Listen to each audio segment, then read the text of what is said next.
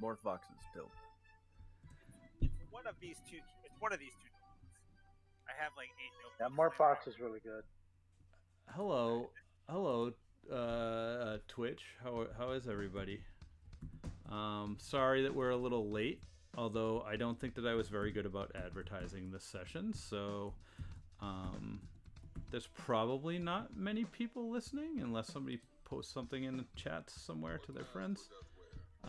Anyway, yeah. I'm doing some last minute prep that I should have done way before now.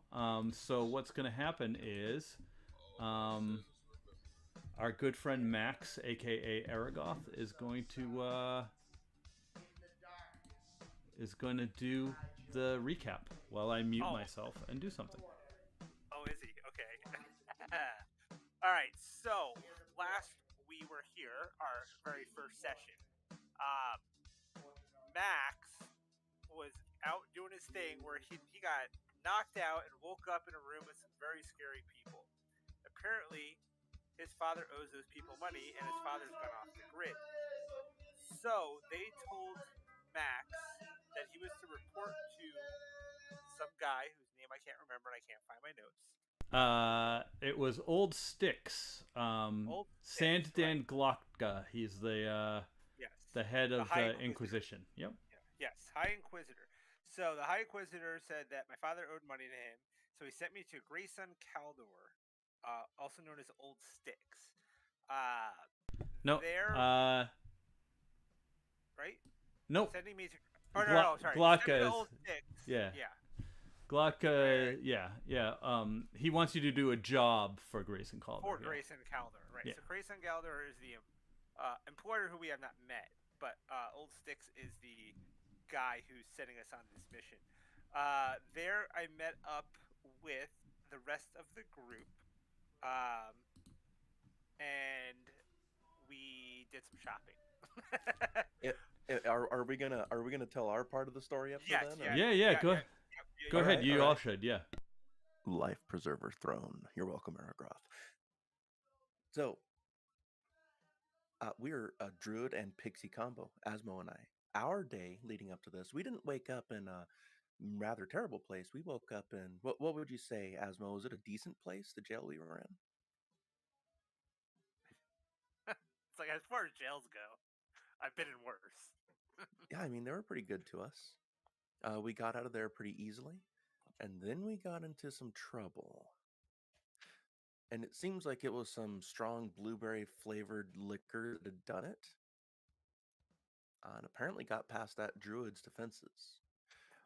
So, Asmo, how would you describe the chaos that we got into last time?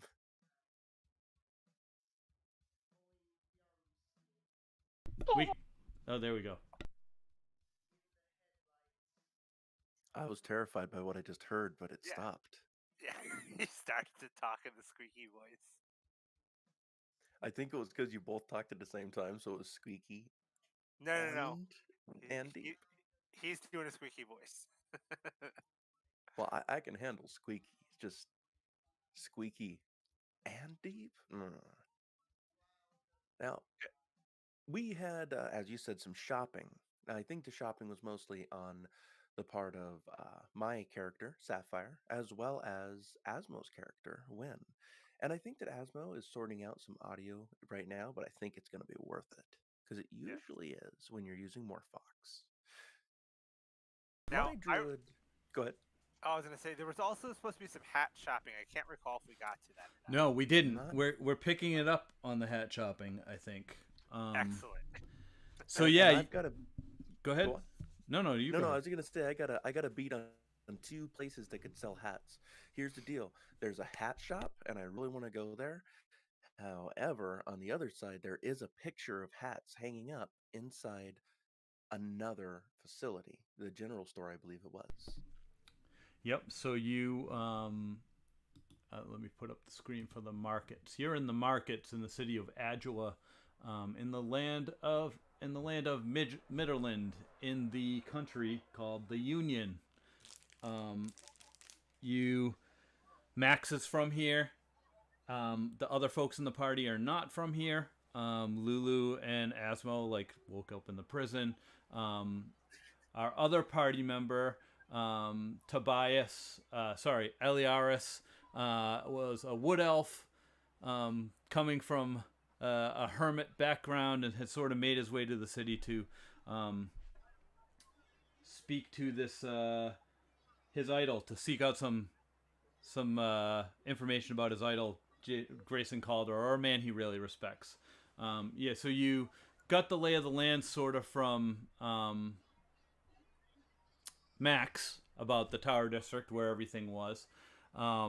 You initially headed off to Blood of My Enemies, Blood of My Blood, which is a shop that has sort of potions on one side, run by a like really giant, intimidating looking guy, and a blacksmith shop on the other side, run by a small, petite, tiny, angry woman. And you sold some equipment there. At the same time, Wynn did some burglary at a general store called Dundragon's Family Goods. And No also, relation. And also at the same time, Eliaris headed off to a magical shop called the Lotto Grotto, and he split off, and had just returned to Blood of My Enemies as you were wrapping things up there, and you all decided that you, Lulu, I think you were going to try and convince Wynn that she should return the coins that she had taken, and the initial plan we left off was that you were going to maybe head back to Dundragon's to return the coin, as well as you did see some hats there as well, but you wanted to head to Herb the Hatter's as well. So yeah, I recapped your recap as well. As I recall it, when some gold that was not being used because her friend Sapphire needed money.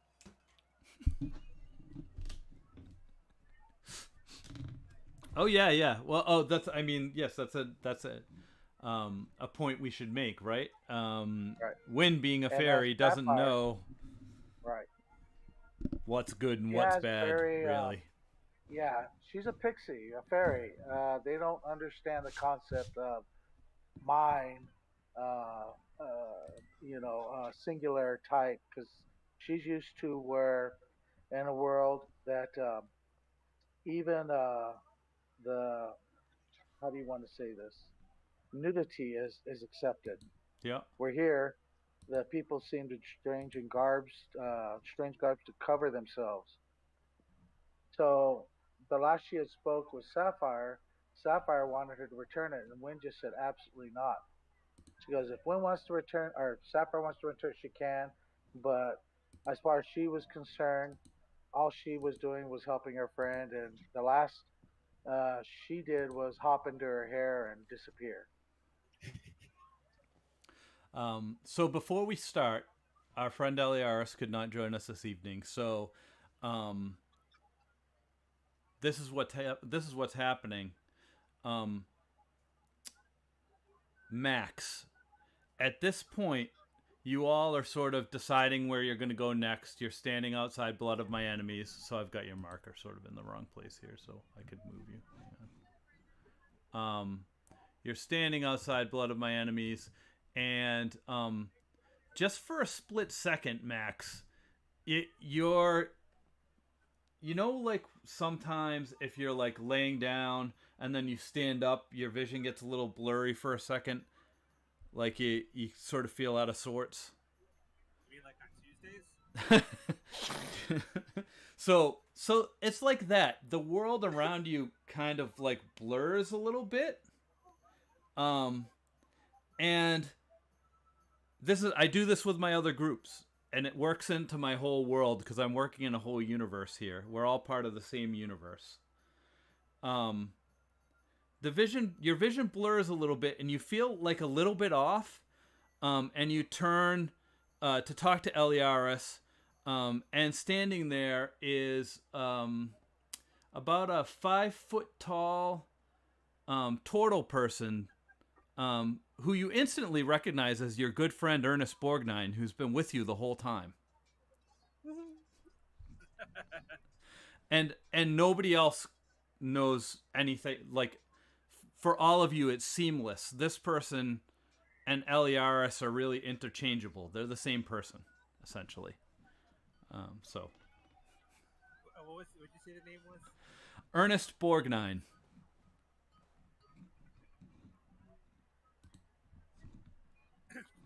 Oh, hey, Ernest, what you doing? Oh. Are you going shopping? Oh, hey guys, I just got back from the Lotto Grotto. I got this really cool thing. It's like this stone that I can give to you, and I can like talk to you from 5 miles away. It's pretty sweet. Wow, that sounds useful. Yeah, it's great. It's pretty awesome. Is it like just like one stone and only you can talk through it, or how does that work? Oh no, there's 2 stones, so I give one to somebody and they go, wherever they're going. And like, you want to try it out?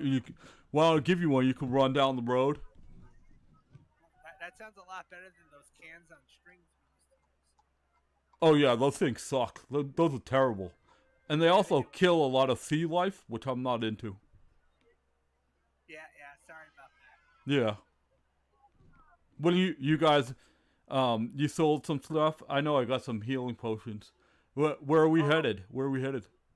Oh, I think we're gonna. Well, they're finishing up inside, and then we're gonna go look at some cats, and then we got a job to do. Oh yeah. We're gonna. I can't wait to meet Grayson. He's like one of my favorite people ever. Oh, do you know him? Well, only by reputation. I mean, he's like my idol. Oh, okay. Well, that's good. Yeah. Yeah, I'm a bit terrified. Yeah, I mean, everybody loves the guy. Well, I mean, not everybody. I know there is a guy that doesn't really like him very much, but he's like the only one. And he doesn't really like anybody, so. All right, so yeah, while those guys are talking, Sapphire and Wynn, you guys come out. Are you guys discussing what's going to happen with the coins? Are you still having sort of an argument about that, or like how's that going? I would say not. So Sapphire is really not going to push it. It's more of a say that Pixie murdered somebody, then it'd be like, okay, let's have a talk about murder and let's discuss it. She wouldn't really stick around and try to fix the situation. There's nothing that she can do, right? There's no way that she can return that money. She doesn't even know where it is. So she adds that to a certain type of debt that she owes to the city. So she knows that money was probably taken from a shopkeeper. She has to give it some time to work through the rolls so that she can even try to return it because nobody's even noticed it missing yet. So yeah, she's not going to push it. She's going to use it as an opportunity to teach. And I was thinking we could skip that part, like kind of like we did last time. Like we kind of went through it. If that's okay with everybody. And it'll just be kind of like she let it go. It's the same old thing. She's always trying to teach Pixie. Yeah, that's I'm fine with that. Just gonna. Do you think that you would still go to Dundragon's family's goods first, or do you think you'd head to Herb's now, knowing that you're not going to be returning the money? Well, I think that at this point, actually, we'd be looking for Herb the Hatter, and I think the Pixie's just kind of like hidden in the hair, like. And Asmo can correct me if I'm wrong on that. But she's okay. So you're high, but it's cutting out. I think it's maybe noise gain. But she's very defensive of Max right now because he stepped in and did the whole mark. Like she kind of figured that she was probably being ripped off, but she didn't think that she needed that much gold. Yeah. So she actually like kind of owes him a debt right now. So my point in saying this is she would be very interested in who this turtle is. And just for my own clarification. So you know who the turtle is. You've been with the turtle the whole time. I thought that's what she said. So for my character, so Eliaris, replacing Eliaris, basically this Ernest Borgnine, he's the one who who won at the Lotto Grotto instead of Eliaris, so that we can still have that part. Okay. Think of you have to think of this character as all of you. There are many different worlds in my universe, right? Some of them are like the regular planes of Faerun and all of those places, Wildmount, and there are a couple others. I forget what the name of the. Did anybody watch the TV show The Magicians? Yes. Oh no, I didn't. Fillory. Fillory is one of my king. Narnia is one of mine, like that I will eventually branch out into. So all of these worlds, you think of them as like parallel dimensions, where Max might be Max in 3 of these worlds, but he might be a tiefling something else in another one of the worlds. Right? Gotcha. And this blur that Max felt is, well, I don't want to give it away, but okay, don't. Yeah. So. Okay, I think I get it now. Okay. So to us, we have no even idea that this. Okay, I think I'm with you now. Right. It's like normal. It's like you turn around, and you're like, oh, there's Ernest. Like I just met him because you just met Eliaris, but like. Oh, the memory of Eliaris is sort of like replaced by the memory of Ernest, essentially. It's like we're in an episode of Doctor Who. Mm-hmm. Exactly, sort of. Yeah. That's actually a good reference. I think I'm okay as a human being, but I'm not sure. I might have more questions. All right. I understand. It's just I'm like, okay, but did we talk about turtle specific things, or like am I just like, I've never asked you, how does your shell get so big? Like, oh no, yeah, you can ask stuff. Or... Yeah, you can ask stuff like that. You guys didn't really talk with Eliaris. Was kind of quiet. Okay, cool. So you guys didn't talk. You didn't have many conversations with him. He kind of split off. He agreed to do this job, split off from you, and he's kind of been on the periphery, sort of embarrassed by everything that's going on. Like, he apologized at Blood of My Enemies for all of your behaviors. And like paid extra for potions, like, so yeah. And Ernest might be like that, but he might also be totally different. Just like an example of this is Dale is one of these characters in my other game. So if that helps you at all. Okay. So yeah, definitely we would I think join that conversation just as we see him talking. We'd be just coming up into it. Yeah. Oh, hey guys, what's going on? Well, it appears that we need to move on with our mission. Yeah, you guys, Max said you guys want to get some hats? Well, I do believe it would help us fit in. Where we are headed is very high class. Yeah, I'm kind of into that. And if you look at Max is like, he's wearing sort of like a karate gi. As ill-fitting as it can be, sort of like almost it's running kind of on. He's got like a hole in the back for the shell, and he's dressed in like regular monk sort of gear, but he doesn't like it's very dirty. Like it's like are you talking about Ernest or me? No, Ernest. Okay. Ernest. Did I say Max? You did say Max. Sorry. I'm not wearing a key. Ernest and Max are such similar names. No, they're not. Yeah, no, I'm talking about Ernest. Sorry. So yeah, Ernest doesn't look like a hat, but I mean that might not occur to you that a hat won't help him fit in at all.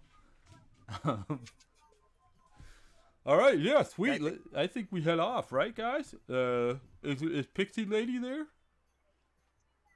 She is. All right. Asmo, do you wanna? Oh.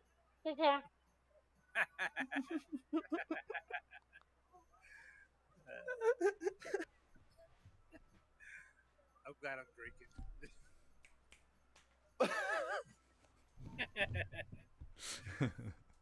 All right.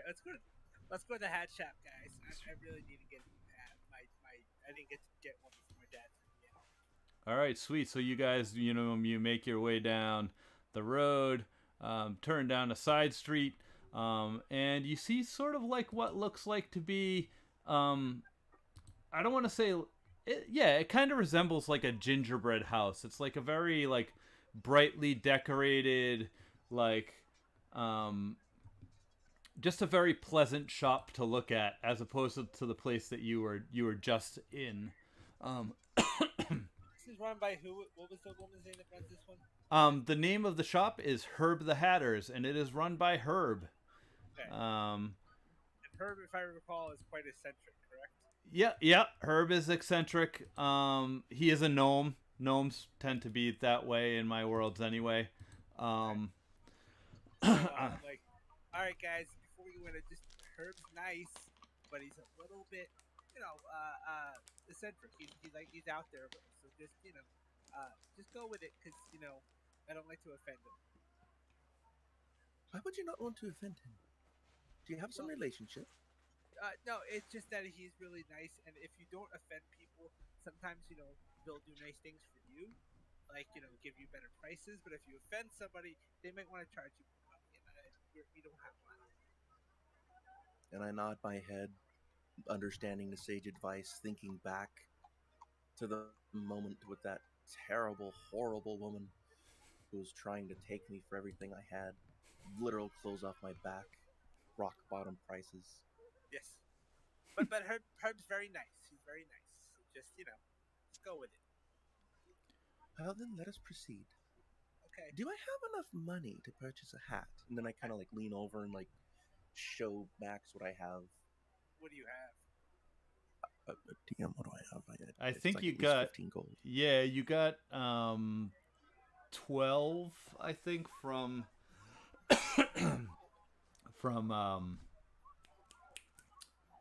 Blood of My Enemies, and I think didn't Win hand you like Win, wasn't that like 500 gold or something crazy like that? I forget what it was. That Win stole?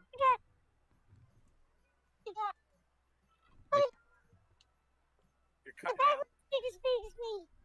A bag as big as him, and I think that we decided on an amount, but let's say, I don't know. It's a lot. There was a sandwich in there, wasn't there? There was a sandwich in there as well. I think it was like 150 actually.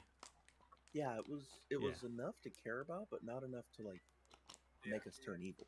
Right. Yeah, I think you're good. Yeah, it should be fine. I mean, hats aren't that much money. It just kind of depends on the hat, but yeah, I think you're fine. Hey, where'd you guys get all that cash? That's pretty sweet. Well, fortunately, only part of it can be spent. It was acquired through unsavory means. Oh, well, all right. That's too bad.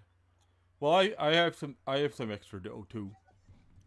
So he's got some. So you guys all make your way into Herb the Hatter's. Yes. You enter the shop, and you'll have to excuse me. This Herb the Hatter's is I had trouble finding a hat store. Nice. Yeah. So you guys enter Herb's. A little bell dingles as you come in the door. The shop, again, pretty bright inside. It's very well lit. A lot of sort of like gnomish invention going on in this place. It almost looks like electrical lights, the way he has the torches lit amongst the ceiling. The first thing that you all notice, though, is that like nobody is in this shop. There's like no one in here. But around the corner comes running a gnome. He has a long red beard. He's wearing a pretty garish doublet with orange and green, and he's got these fuchsia gloves on. And on his hat, on his head, is one of the oddest hats you've possibly ever seen in your life. Oh, hey, Herb, how are you? Great. How are you? Hey, guys. What's going on, Max? How's the family? How's your father doing? Oh, all this stuff with the Merchants Guild is terrible. Yeah, it's bad. I'm not really talking to Dad right now. Shh. Be quiet. Yeah. So, anyways, I got some new friends here, and they wanted hats. So I said, I know a guy. He's great, and I thought I'd bring him here. Oh, yes. Oh, I have guys. There's some great hats in here, guys. Come on in and tell me what size you are. What are you looking for?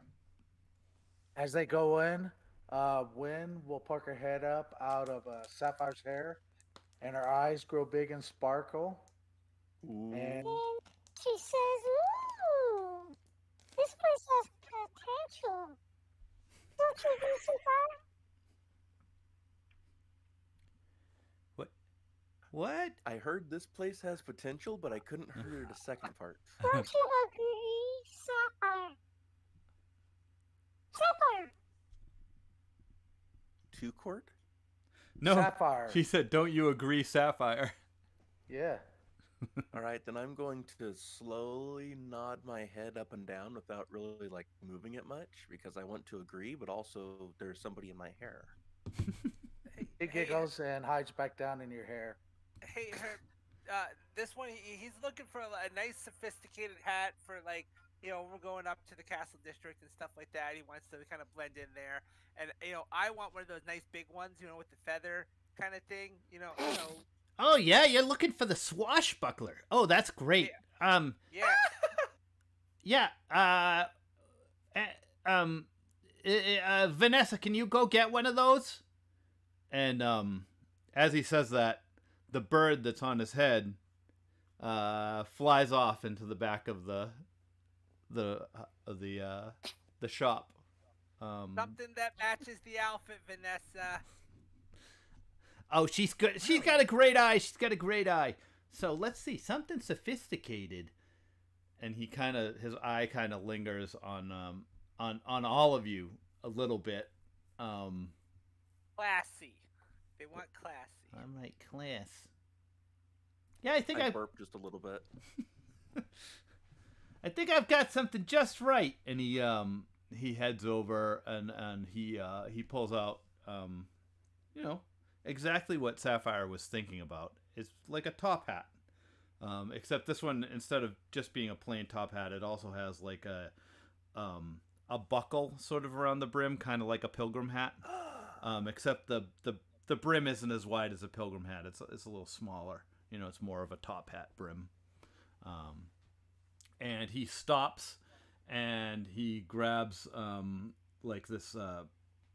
He sort of rummages through this like little box on the thing, and he takes this pin that has like a seashell on it, like a pretty like tealish seashell, and he like puts it in the brim, and he says, "There you go. What do you think?" So I reach out and I take the hat and I look at it and I kind of turn it a little bit. Hey, DM. Yes. Do you have another kind of crazy idea for a hat that you've always wanted to sell to somebody who would pretty much accept anything? No. And nope. Okay. I don't. No. Okay, just wanted to be sure. Yeah. Like, it doesn't have to be exactly what I want. I think that crazy hat. No, I think that he may have tried to sell you something more garish if he didn't know Max. Okay. All right. I'm still gonna fight you a little bit, though. Here we go. That's fine.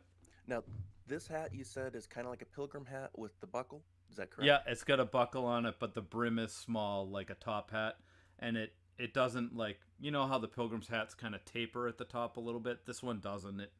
It's like a top hat with a pilgrim buckle, essentially. More stovepipe-ish. Yeah, right.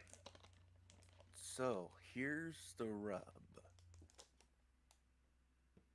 Can I take that like thing wrapped around the top, the belt and the buckle? Can I pull those up and off? And as I try that, what would our fellow here do? Okay, so I mean, is Herb gonna freak out or the pin that he put in, you can definitely pull off easy. The other one, it's like tailored to the hat. It's not just like wrapped around it. So you'd have to do a sleight of hand to see if you'd rip it or not, essentially. No, if it doesn't like come right off, I wouldn't keep trying. Okay. Well, I enjoy the design of this hat. It seems to be quite suitable to what I need. However, I am a druid. As such, I do my best to avoid metals. Do you have something similar but without such a buckle? Perhaps one made of wood? Oh, yes, I've got that. And he goes back to the same area and comes out with a version of the same hat, except the whole hat is made of wood. And as he's walking away, I look over to Max like, I got this. I'm a hard driver. And as he returns, my eyes light up. And then I get quiet, kind of drop again. Well, then I reach out and I take the hat. What color is it? Is it like tree, or is it like stained, or? It's this is funny. Look at Aragoth's DM logo that he has. It's like that color, wood green. So it's like not a dark stain, but it's, it's lacquered a little bit. Yeah. Kind of weasel it down in my head very slowly. Can you breathe? Oh yeah, I can. I mean, I can breathe. Yeah. Are you okay? Well, I was speaking to the fairy. See, oxygen does not travel through wood. I have tried many times. You understand that fire is composed mostly of oxygen, what we breathe. And I lift the hat up. Fairy, are you still alive? Fairies need oxygen to breathe. Yeah, I mean, I think we all kind of need that, unless we're, like, dead. A wizard did tell me that once. However, there was a necromancer. And then I kind of catch myself. I think this hat will do just fine. All right, so What will it cost me? Hang on. Yeah, you put the hat on though. You tried it on. Oh yeah. Okay. Let me just look at something because I'm gonna need you to roll something, but oh boy. You could totally druid craft this hat now, You need like flowers and vines and stuff on it. Give me a Constitution roll. Oh my god. Excuse me. Saving throw, right? Yep. No, ability check. It's just an ability check. Okay. Yeah.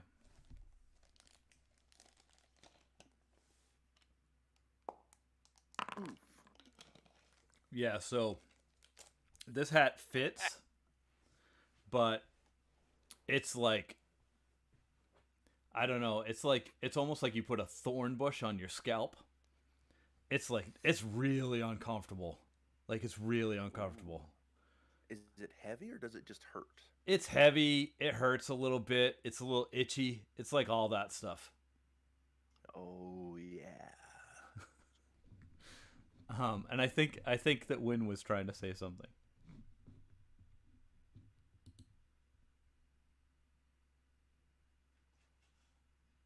No, Wynn?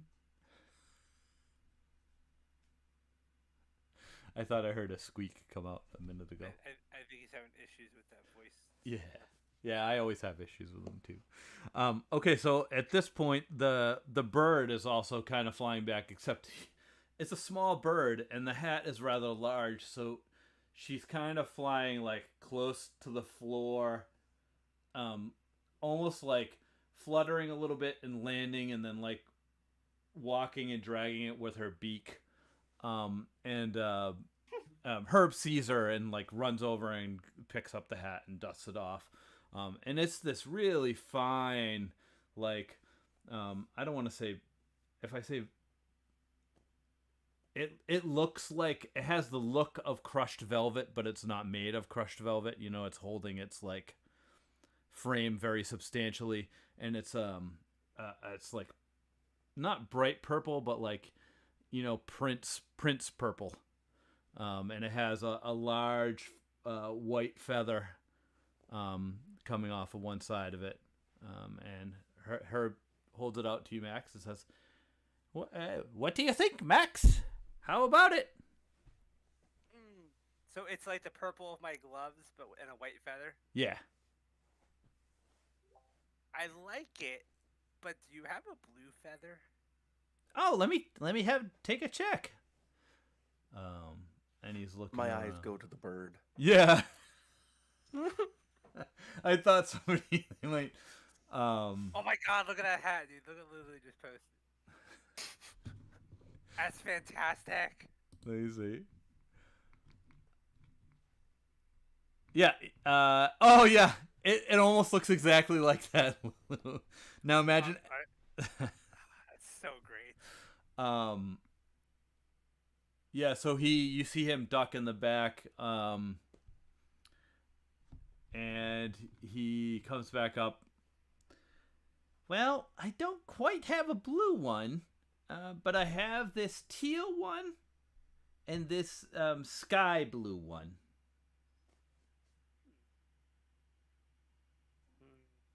Teal or sky blue? I think I like the sky blue. The sky blue is like the color of the bird, right? Lighter than that. Lighter than it's that.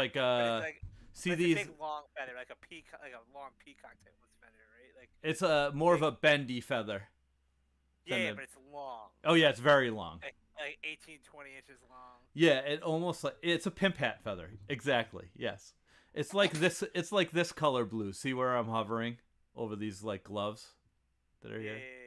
Yeah. Like that color blue. I think that'll work. Excellent. And he hands you would you like me to box it, or are you gonna wear it? Oh no, I'm wearing this. How do I look? All right. Roll. Do the same thing as Sapphire. Roll Constitution.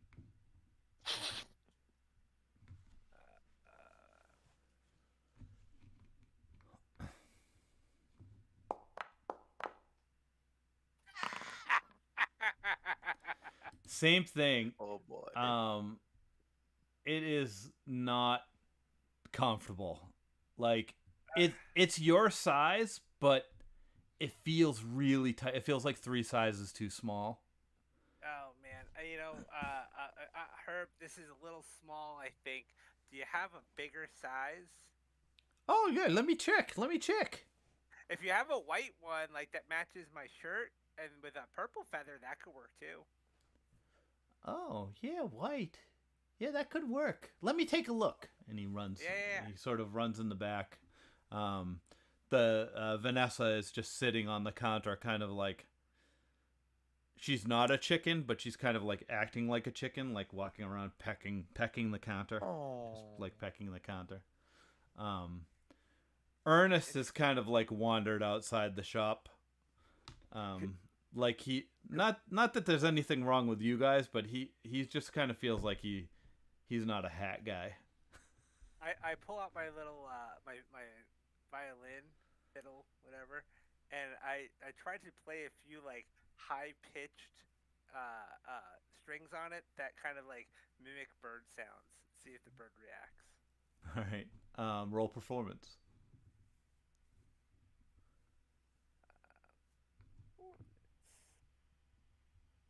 How am I not proficient in performance? That doesn't sound right.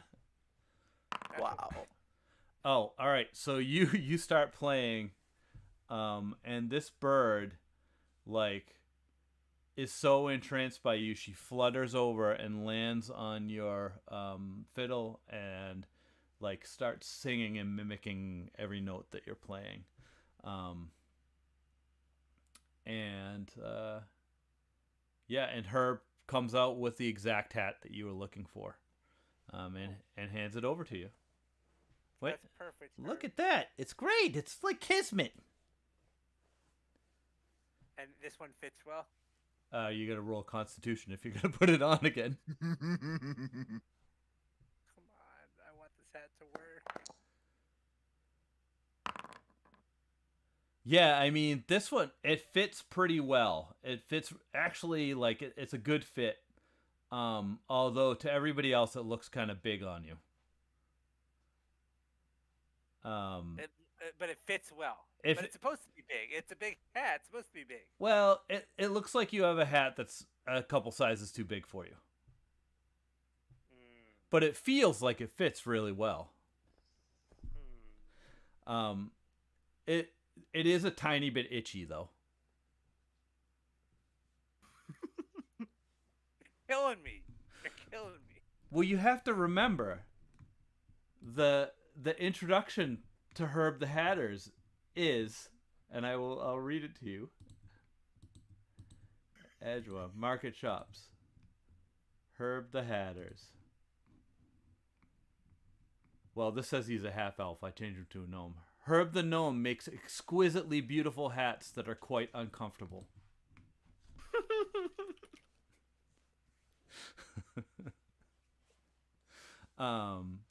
Herb says, well, I know, Master Goldschlong, that your family is down on its luck because of this whole Merchants Guild thing. Like I said, I'm very sorry to hear about that. I can give you these hats, both the hats for 1 gold. Well, I think we'd appreciate that very much, Herb. There is, however, one outstanding issue. Oh, yes? What's that? You've told me nothing of the craft and makemanship of this hat. Was it acquired elsewhere? Did you make it? What pride do you have in its manufacture? Oh, I make all of the hats here. Vanessa and I make the hats. Very well. Would you be insulted if I were to request a modification? Well, it depends on what the modification is. It could be that instead I make you a custom hat. Well, unfortunately, I'm not certain that we have the time for such an endeavor. However, perhaps I could place one on order, take this one, and acquire this other hat, crafted solely for me, at a later date. Of course, sure. I would prepay for it if I have enough gold. Oh, yeah, I mean, the hats, they usually run, a custom job would usually run you probably like 3 to 5 gold, depending on what's going on there. What your needs are. What I'm envisioning is to take the top of this hat, slice the round off, get some horse glue and some leathers. Make it so that the top of the hat can rise, much like a chimney in some outlandish restaurant. Oh, you mean like the old stovepipe hats that have the opening at the top? I suppose I do. Do those exist? Oh, yeah. Yeah, that would be no problem. That would probably run you about 3 gold. And you want it of the same material? But of course. All right. Yeah, I can do that. Your turtle friend. Yes, Ernest. Yeah, did he want something? He kind of left. I do not believe so. Yeah, I never really seen him much of a hat guy, to be honest. That's a shame. I'm curious, though. The seashell. Oh, yes. Would it be able to be fastened to this hat in some manner? Yeah, certainly. Are you still wearing the hat, or are you holding it out to him, or? Oh, yeah. Yeah. Oh, you're wearing it? Definitely. Okay. Yeah. Could I have the hat, please? Small pause. Grab the hat. Straight up very carefully. Straight out very carefully. Then down. And then handing it over. And he takes the hat and he sets it down on the counter. And he grabs the shell off of the other hat. And Vanessa flutters over from Max's fiddle and lands on the counter. And she starts to sing a song that and Herb kind of joins in like in a low voice. And you can't really make out any words. It's just like a tune. It's almost like Herb singing like a bird. And you see the shell almost like join into the wood like seamlessly. So that it instead, because you can't put a pin in there and he's not gonna hammer into his own hat. So he's like sort of they magically meld the pieces together, and he hands you back the hat. And I take the hat, and I set it down straight on my head. Do I roll another Constitution check? Yes, please. We're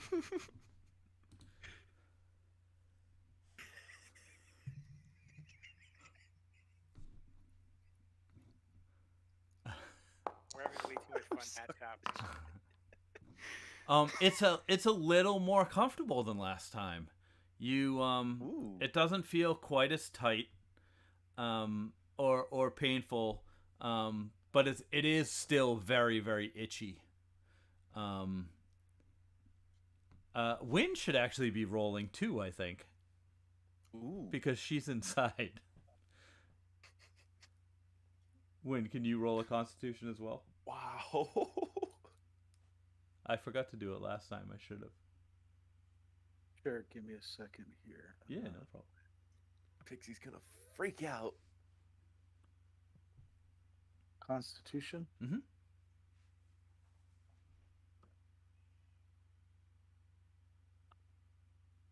Saving throw? No, well,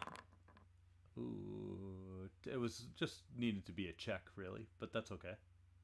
It's really the same thing. Doesn't matter. Okay.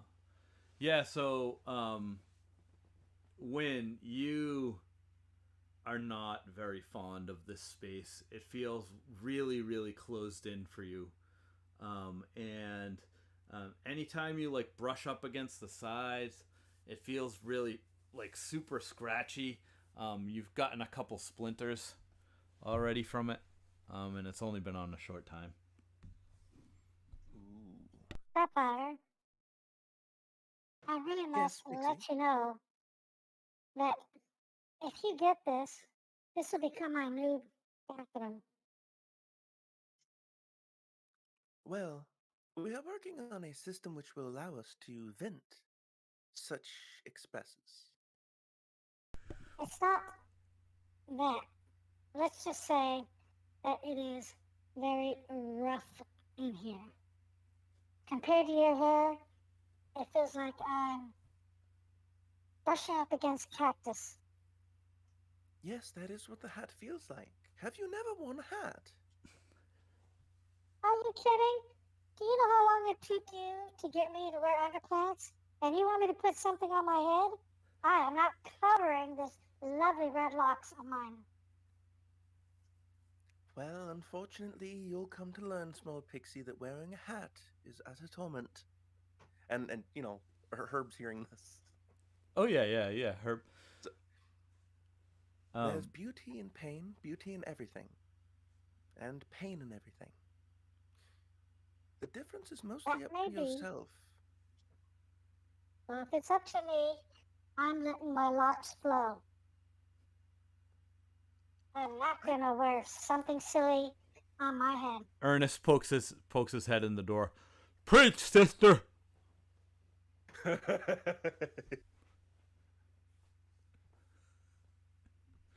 All right. Well, can I help you all with anything else? If you come back in a week or so, I'll have that hat for you. Or if you want to leave a forwarding address, I can have it delivered. Unfortunately, I'm not good hands at deliveries.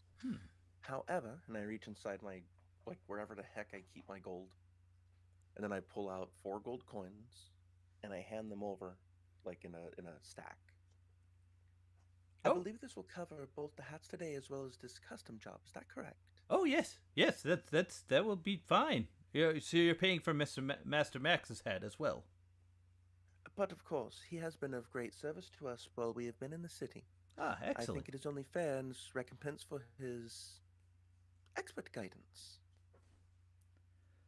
Sounds great. Great. Thank you. But of course, and thank you. Do you have any further business here? She turns to the other ones. No, I think we're good. Then shall we proceed? Yeah, Ernest is like just standing out in the road, like sort of under the overhang, and he's got his he has his quarterstaff out, and he's just kind of spinning it around, and like doing some practicing outside. So he's ready to go.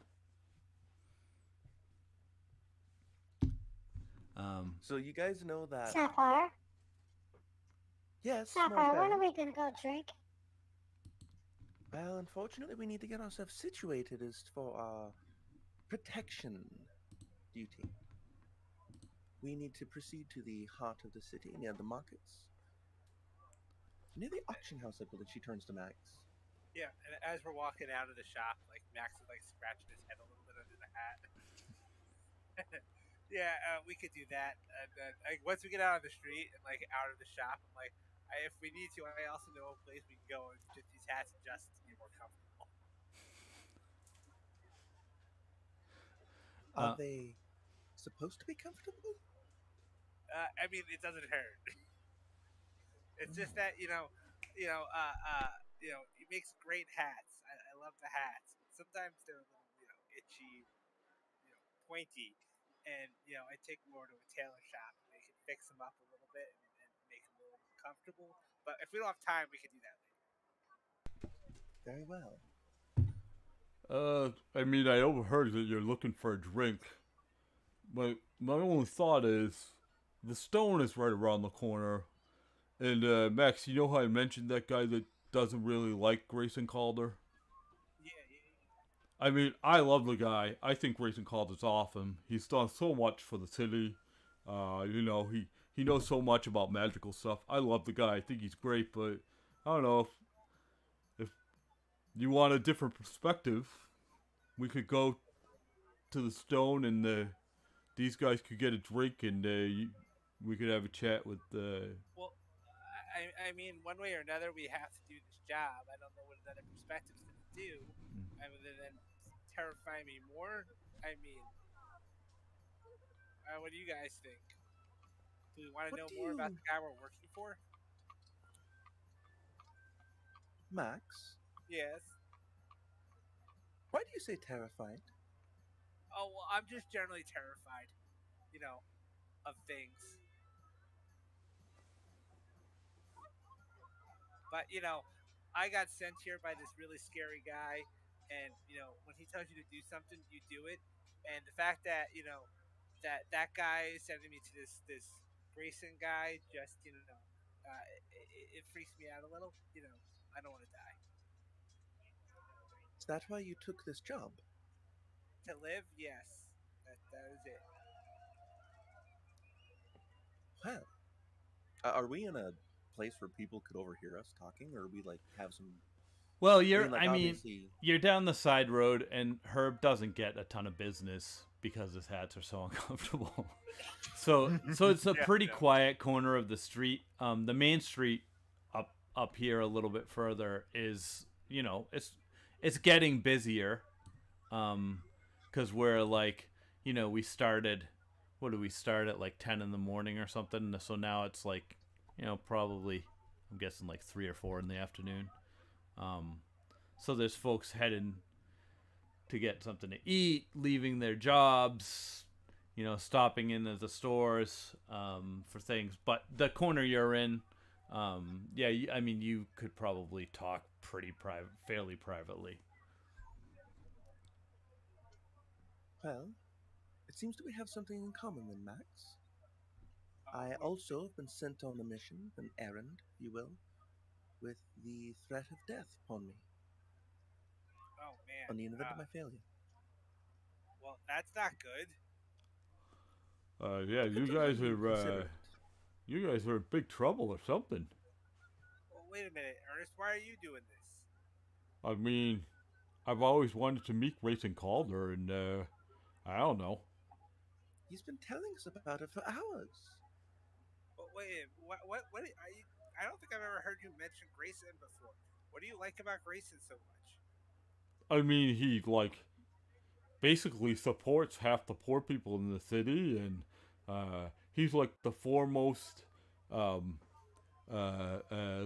guy on magical items, arcane items.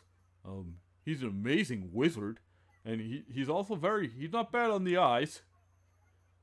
If you like that sort of thing. Well, but then, like, why would the High Inquisitor tell me to go work for him? No clue. I don't really know anything about inquisitors. I'm not sure what that is. He's a big, scary, mean guy who could just kill you. So, anyways, I just don't understand why, if Grayson's such a nice guy, why he'd be connected with the Inquisitor. Well, I don't know. I have no idea. Maybe that guy will know with the stone.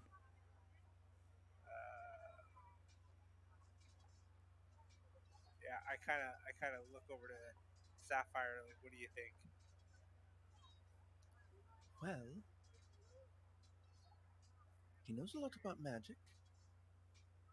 Sounds like someone to befriend. Someone who is looked highly upon within the local environment, if you will.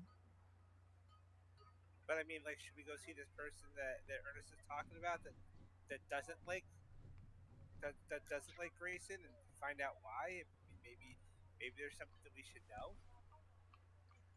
Well, as you stated, knowledge does at times bring terror, not to one such as I. I will leave the matter up to you. However, my advice would be further counsel cannot hurt. Lack of further counsel may hurt. That's a good point. All right, Ernest, lead the way. I think you're onto something. All right, sweet. Yeah, I could use something to eat too. So Ernest kind of leads you back onto the main road and just basically a building over to what is, a pleasant-looking tavern. The sign outside is a wooden one that's sort of blowing in the wind a little bit. It's fairly busy. There's patrons kind of walking in and out. And let me bring you in. Yeah, as you enter, you're greeted by a human-looking woman. She's holding some tankards. Hello, friends. How are you? Come in. Welcome to the Stone. My name is Shy. What can I get you? I guess something to drink, maybe. Yeah. Excellent. Have a seat at one of the tables. Can't see the map. I don't see it on the map. I see it. Yeah, all no right. tokens have no. All right, hang on one second here. I probably kept Fog of War on and I shouldn't have. There we go. How's that? All right. It's just a scene right now anyway. Okay. Yeah, so she Sapphire is going to order a drink as well when you're ready. Oh, excellent. Yes, what would you like? Well, do you have rose water, perhaps some fruit-flavored water? Yeah, I can check. What was that squeaking? Is your hat talking? Well, you see, I seem We to want have something acquired... stronger. Yes. A couple of ale, Shy. I think ale would be good. Oh, excellent. Yes. Yeah. Sapphire, have you had ale before? Unfortunately, I have. I do not intend to drink on the job. Yeah, well, just a little bit, maybe calm the nerve. Yeah, at least two. Then I think the hat wants something to drink. Oh yes. Yeah, something that'll put hair on your chest. Yes, I believe that my hat prefers liquor. Oh, all right. Well, I have some fire whiskey. I can get some of that. Yeah, a little fire whiskey for the hat, and just a little ale for me, not too much. Excellent, and some rose water. I also get a small bit of fire whiskey. Oh, certainly. Thank you. So she leaves, and you all, Ernest sort of walks in and just takes a seat at the nearest table. Yeah, and Ernest, where's this guy at, Ernest? Well, I don't know the guy really. I know that he hangs out here. You should probably ask Shy. when she comes back.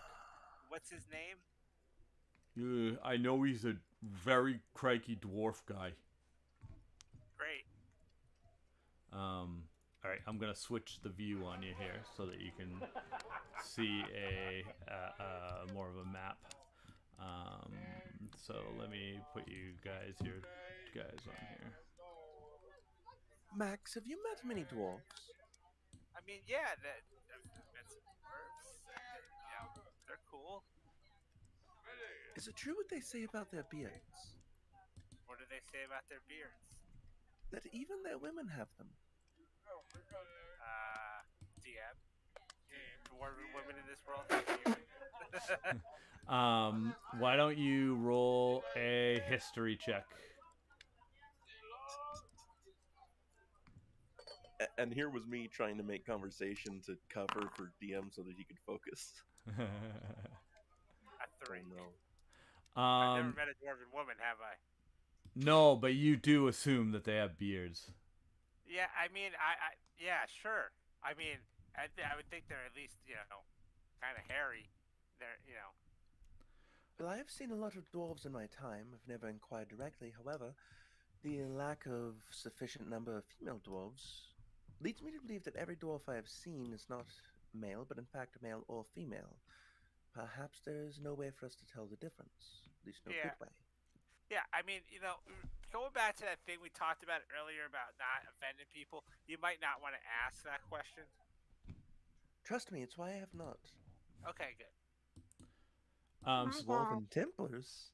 We just need to get Max a boyfriend. Wait, go ahead, Asma.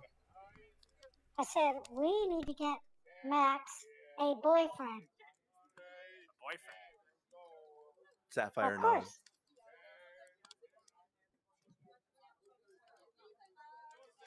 I think you would feel more secure if you had a partner. Oh no, I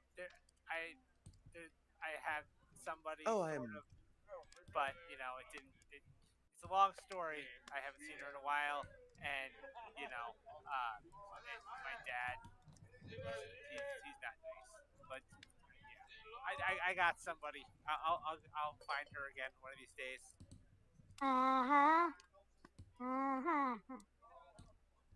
Yeah.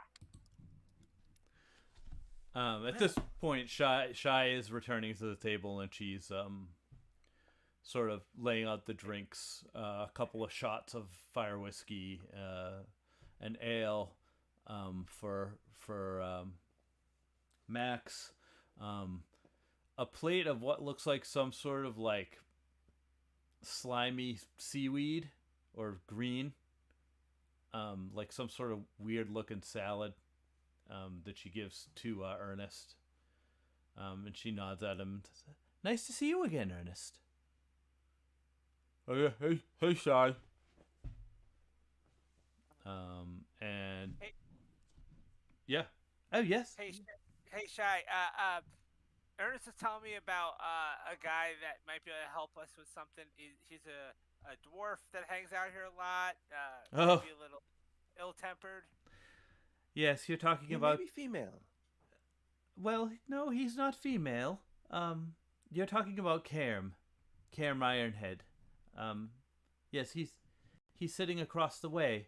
At the table, second table closest to the door. You'll notice that none of the other patrons are sitting over there. Oh yeah, what's he drink? I would say he drinks pretty much anything he can get his hands on.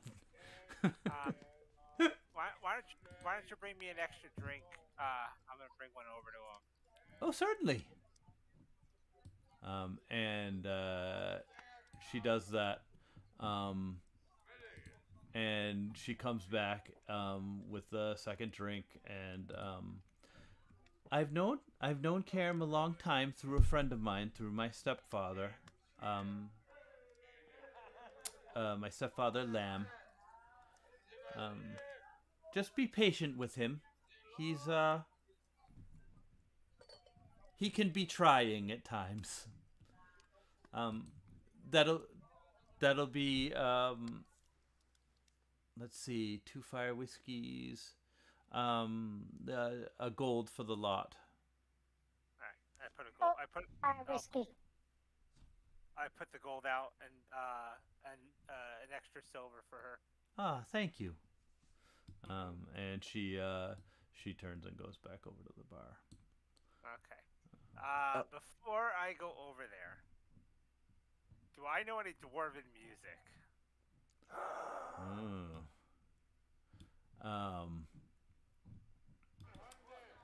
I don't know. Do you know any dwarven music?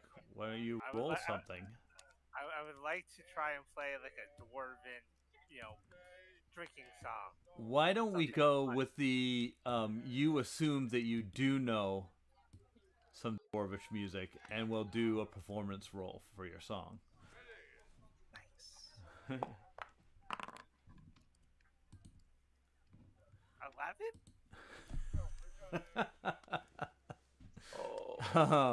Hey, hang on 1 second. I'm gonna. I mean, it's not. Maybe it's just a drinking song, not a dwarven. Well, hang on a minute. I'm gonna do an opposed roll. He is the only dwarf here. So yeah, what do you start playing? Some sort of like drinking tune? Are you like stepping out into the middle of the room to do it? Like, what do you? Just like at the edge of our table, just to kind of like have enough space because I play like a fiddle or a violin. Yep. So I'm just kind of going for that that upbeat kind of fun drinking song type of music. Yeah, the 4 folks at the table like directly next to you, they love it. They're sort of clapping and like drinking and toasting each other. A couple of the other people seem to be enjoying it too. Shai's got like a little bit of a smile on her face. You roll. You look over at Cam though, and he's not really paying any attention. Okay. He's focused on his drink. All right. I finish up the song. Do you want to do anything before I head over there with a drink for him? I did want to get some clarification. We're going to carry our drinks with us, right? Well, I was just going to walk over and bring him a drink and try to strike up a conversation. Well, I'm going to bring my drinks with me, and one of them already went under my hat. And also, what flavor of water did I get? Oh, yeah, she didn't bring you your water. She only brought you the whiskey and the ales. She forgot the water. I thought the fire whiskey went through the top of your hat. Well, there's no top yet because they're making me a custom stovepipe. Oh, yeah. Okay, so there's no hat. So you had to take the hat off, huh? It's like, I figure I like kind of raised it a little bit and just like, all right, nonchalantly. I won't make you roll again then. So the bottle then disappears into your hair. Oh, it's a shot glass. He asked for a bottle. Oh, I didn't hear that. She brought you a shot glass. Bottle, please. Oh boy. You're gonna have to go over to the bar because she's off at the bar now. If you want something else. Ernest is just face down in his salad. Like, and I'm gonna say that Sapphire like gets in a little like trying to soothe the little pixie, like, well, listen, we can't drink that much right now, and we'll get more later, and we'll have a time in a couple of hours where we're able to relax and get really drunk, but not right now. And we'll get you another shot for the road. And you can't even get the bottle underneath the hat, so... Sorry, go ahead. Will you forget? I can shrink things. Well... let's take care of our dwarven fellow, and then we'll get you a bottle. Why would we get a bottle and shrink it down to a shot size? Wouldn't it be better to just get a shot? It costs less. Well, unfortunately, shrinking for pixies works, I believe, a small bit different. Yes. Huh. Think of it more like, have you ever taken cotton, squished it in your hands with water? It takes up less space. Similar theory, but very small. I have not found enough wizards who are willing to discuss such things. That is my theory. I think Grayson Calder knows about that. And I give a smile over at Ernest, like, yeah, I like this guy. I feel like Ernest is like, you know those the old guys in the barber shop in Coming to America with Eddie Murphy. Like, I feel like he's one of those guys.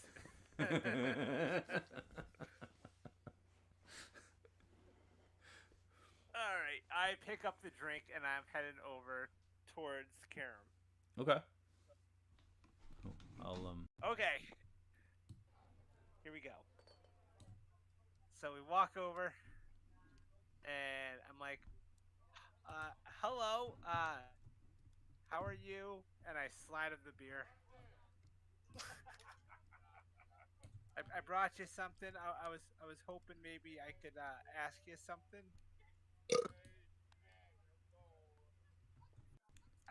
What do you think? I This is some kind of question and answer? What do you think? I'm know things? Or who are you? Oh, I'm sorry. My name is Max Goldschlang, and these are my friends. And I heard that you might know something about Grayson Calder. And as he's saying this, I just like, as soon as he gets all pissed off, I just kind of like move to sit down. And is it possible for me to like slide into the booth opposite him and just like sit kind of sideways and watch Max talking? Oh yeah, you can definitely do that. Then I definitely do that while Max is Cam, talking. and while you guys have been talking to him, Cam has basically slid a dagger out from its sheath and put it out on the table in front of him. I'll do the same.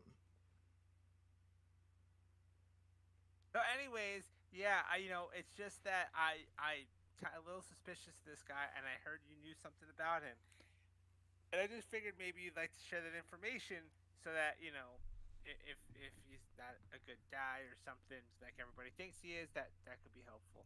So, what do you... So, the first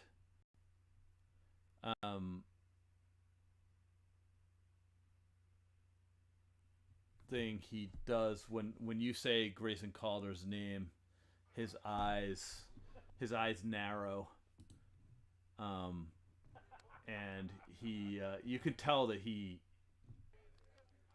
knows what's happening. Do you know what I mean? Like he knows he knows something about Grayson, and even though he's not willingly kind of giving it up right now, there's something there.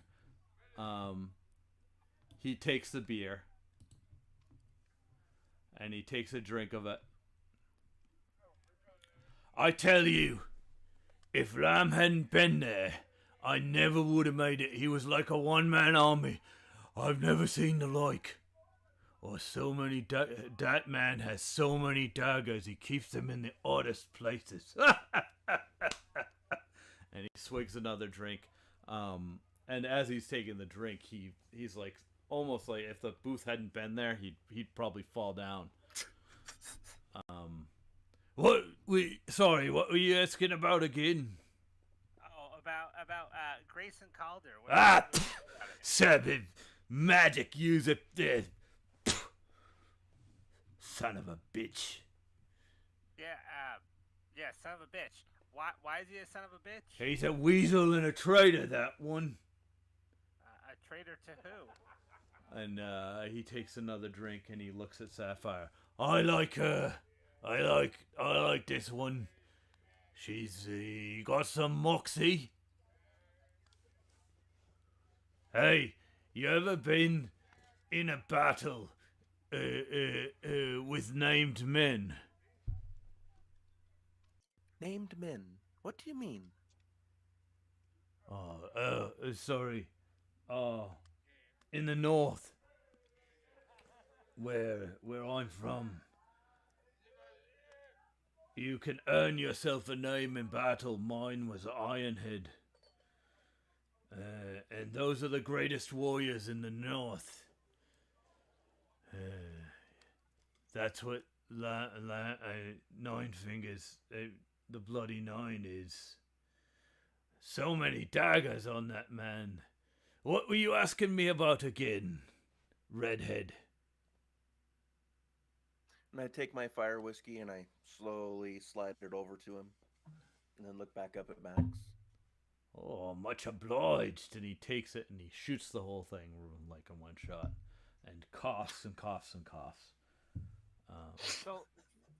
So like he's just like just not a good guy. I mean, like, did he do something illegal or something? Well, you know, Calder is the son of the former king of the North, right? You know that, don't you?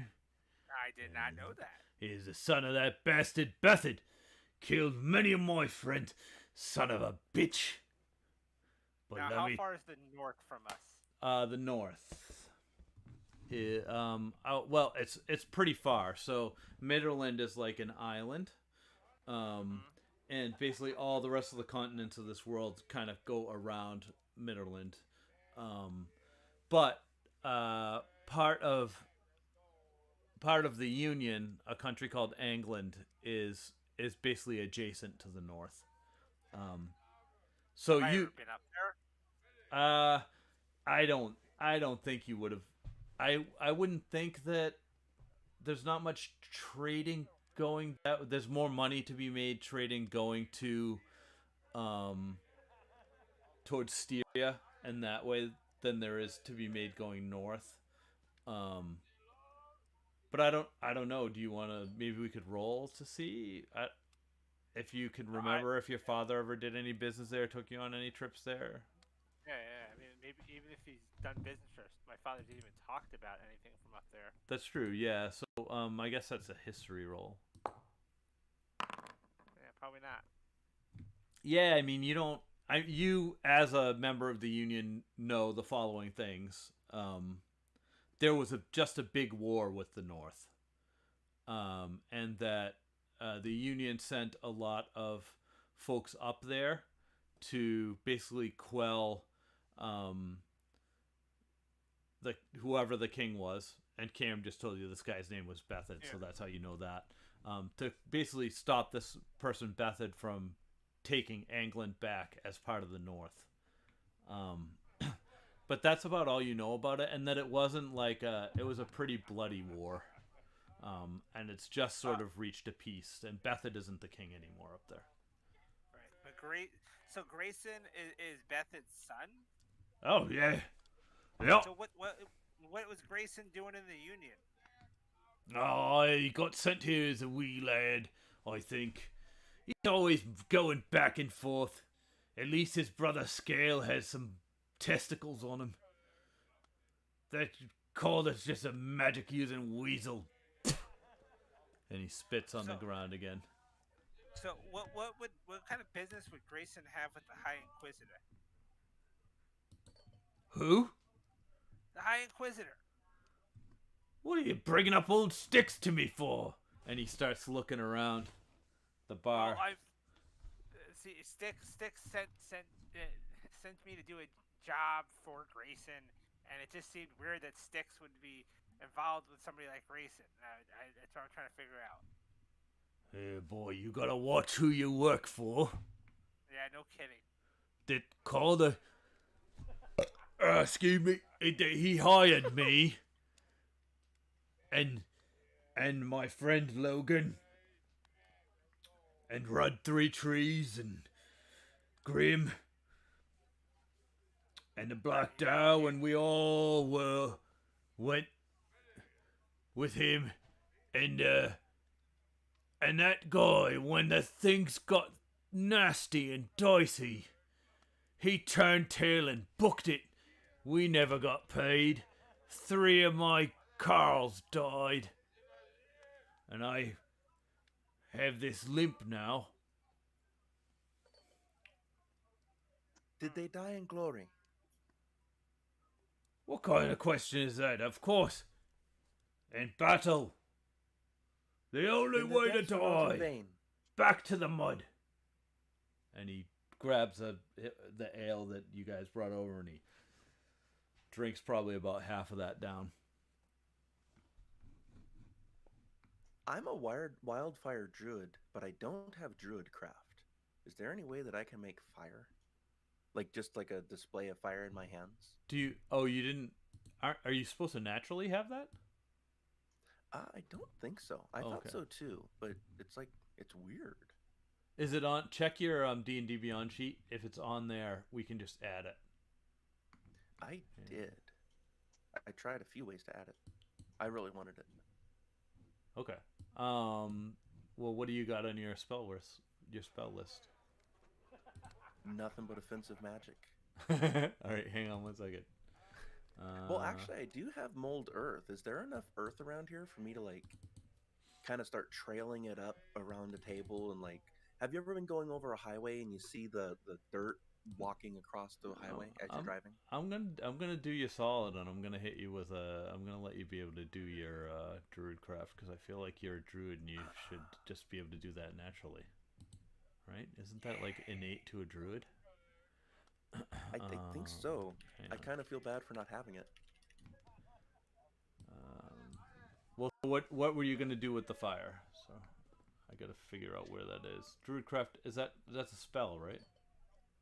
Yeah, I'll research it real quick. All I was gonna do is just do something druidic, because I kind of sense that this guy. I mean, I can roll an insight if you like, but I kind of get the feeling that he's like starting to drift off. So I want to do something that'll snap him back into where he should be. Oh, that's weird. How about we? What if we do weather?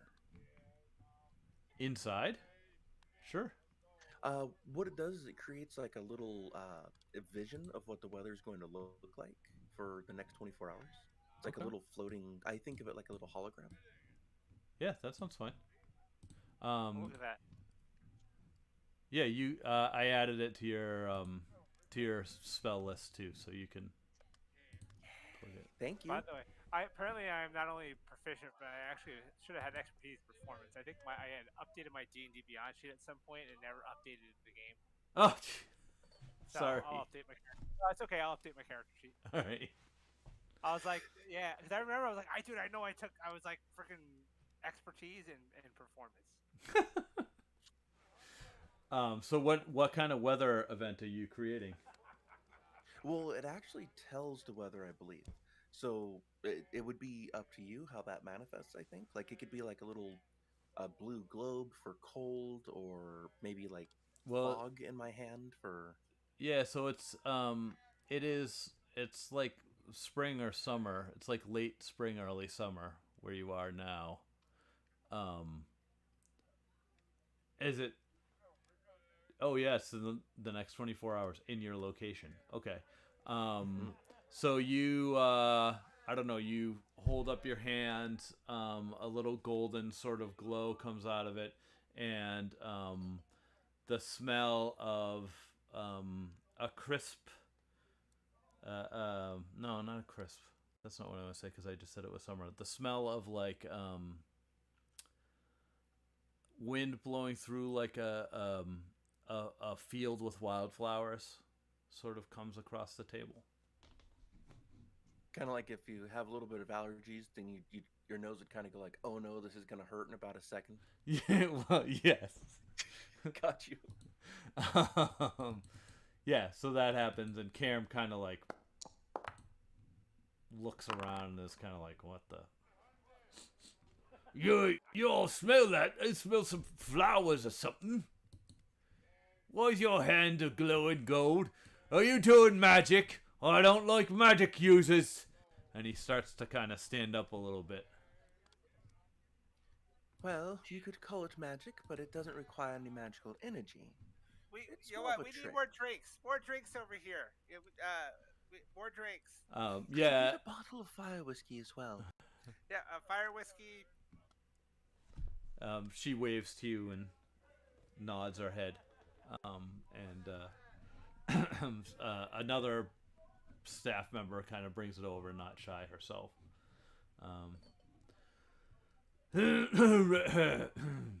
Well, much obliged. What are you fellows' names anyway? Like I said, I'm Max, and this is Sapphire. Sapphire. Sorry.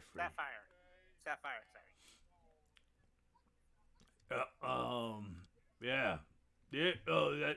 What were we talking about again? Did you want to know about Lamb?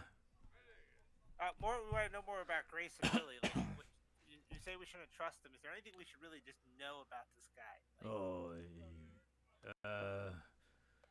Well, I've heard some things.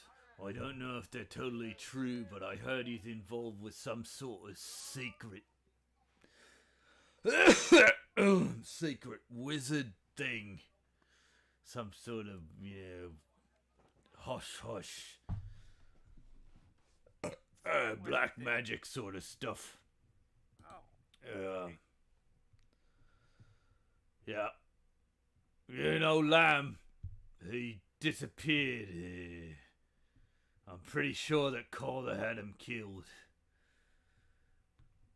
Oh, well, back to the mud if he is. And he takes another drink and spills a lot of the ale on his shirt. And he sits there for a few moments. And you see him starting to lean sort of sideways very slowly in slow motion, as if he's falling over in slow motion. I just kind of like nudge Sapphire and kind of give you the cue to let's get out of here. Leave him alone. We'll just let him pass out. Kind of narrow my eyes a little bit at Max. Then I look back at this dwarf. Who's Can I roll an insight check? Sure, yeah, go ahead.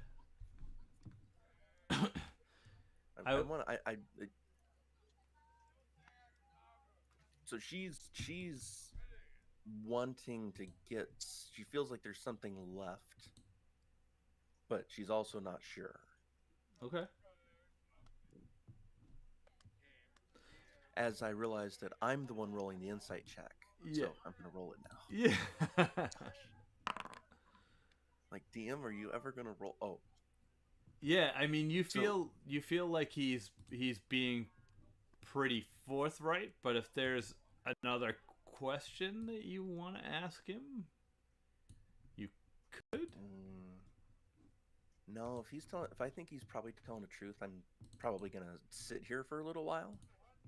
Yeah, you sit there and you're watching him go from sitting straight up to he's almost halfway down on the bench now. His ale, he's taking his ale with him. It's like spilling out. It's not normal. It's not like a normal like somebody lays down to sleep. He's literally like in slow motion with his hand up holding the ale cup almost to his mouth. Like slowly falling over. Like it feels like his last act is to try to take another drink as he's passing out. That's exactly what it is. You can kind of see his tongue, like trying to reach the ale as he's like falling over.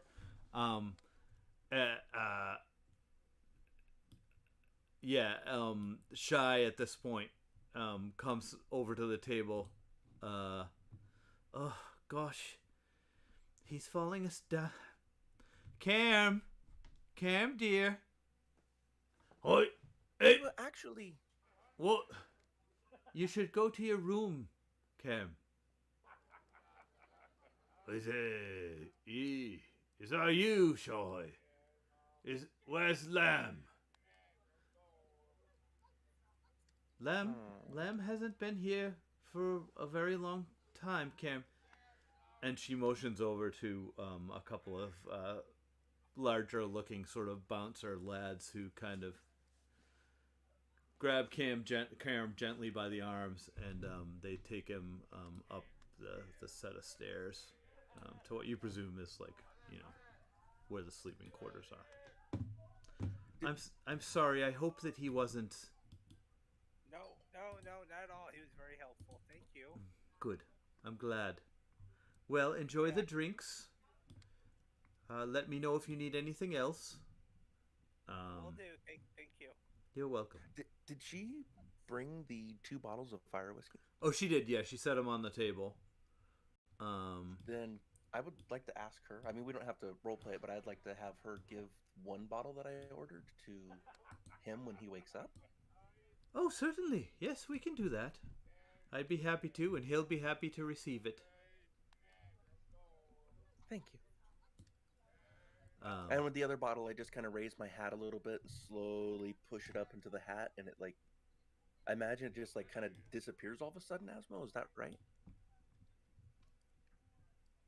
That's correct. And then you guys hear bottle pops and slugging away. Oh no. I find that interesting, don't you? What's interesting? Well, so you know how you said you really like that Grayson guy? Like, he's really great. Yeah, he's Well, the best, man. And did I mention that he's kind of attractive? yeah. Well, did you know You he's from the did. north? Yeah. No, I don't know much about him since he came to the Union. Yeah. Apparently, he's the son of the king from the north that was defeated by the Union. Yeah. And not only that, that Cam said he was, and I kind of look around and kind of whisper, involved in dark magic, like some secret Well, I black mean, stuff. well, I don't know. I think that like you have to, if you're like an expert in the arcane, you have to know a little bit about the dark stuff too. You can't just do the, you can't all be, flowers and summer breezes. Well, I know some magic, and I don't do dark stuff. Yeah, I Well, agree. I don't mean to. I think what Ernest is getting towards is that, well, our fellow here is very advanced, and at that level, you have to explore some unsavory subjects. Yeah. Well, fact of the matter is, we don't have much of a choice in this. At least I don't. Yeah, well, I mean, I just want to meet the guy. Well, then maybe we should go report for our guard duty, escort duty.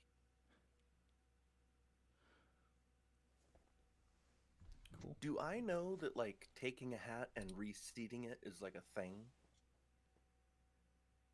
Because I think all I know is that people wear hats like this. I don't think I've seen, like, anybody, like, move their hat around to make a statement. oh, you mean like tilting it? Yeah, like kind of like readjust it. Like, all right, let's go then. Oh, I don't know. Yeah, I mean, I guess is there something you might roll for? Is that what the insight? No, that was the insight check you rolled with what's his name? Yeah. I don't know. Maybe that's a perception roll, like to see if you've I know seen what we other could people do it. What if I do it because it's so uncomfortable? I'm like adjusting my hat. Yeah, you could do that. I'd be afraid for a Okay, win. so I'll be the one then that is the one who starts that trend of adjusting their hats to make a point. I'm happy with that. So, I'll what be are you fine. doing with your hat? Oh, I'm literally just taking like the front brim and just like moving it down and up a little bit, like chink chink. Okay, win. Roll dexterity. Remember, she's drinking. Yeah. So. Uh huh. All right. Yeah. Dexterity. A normal person, I might. Well. Yeah, that's actually a Oh, point. is it a save or a check? It is a. I guess it's no. It's a check. I'm seeing if you're what's happening in the hat essentially. Oh. Oh. You. Sort of as she's adjusting her hat, the side of the hat kind of bumps into you and you drop your open bottle of whiskey and it spills all over Sapphire's head.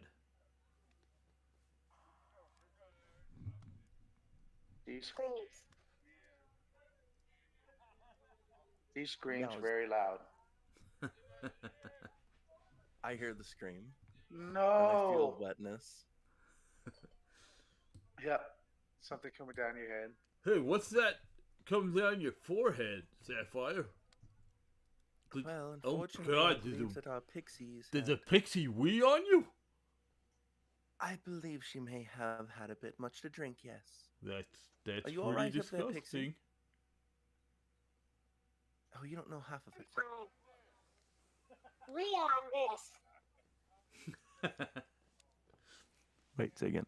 She's Gonna make. gonna. Question real quick. The hat, the top of it, is it open or is it closed? No, it's closed. This Closed. hat is just a regular hat. He asked for a custom hat to be made that's going to be ready in a week. So this is just like a regular hat that you're in. Okay. Is the hat going to explode, Asmo?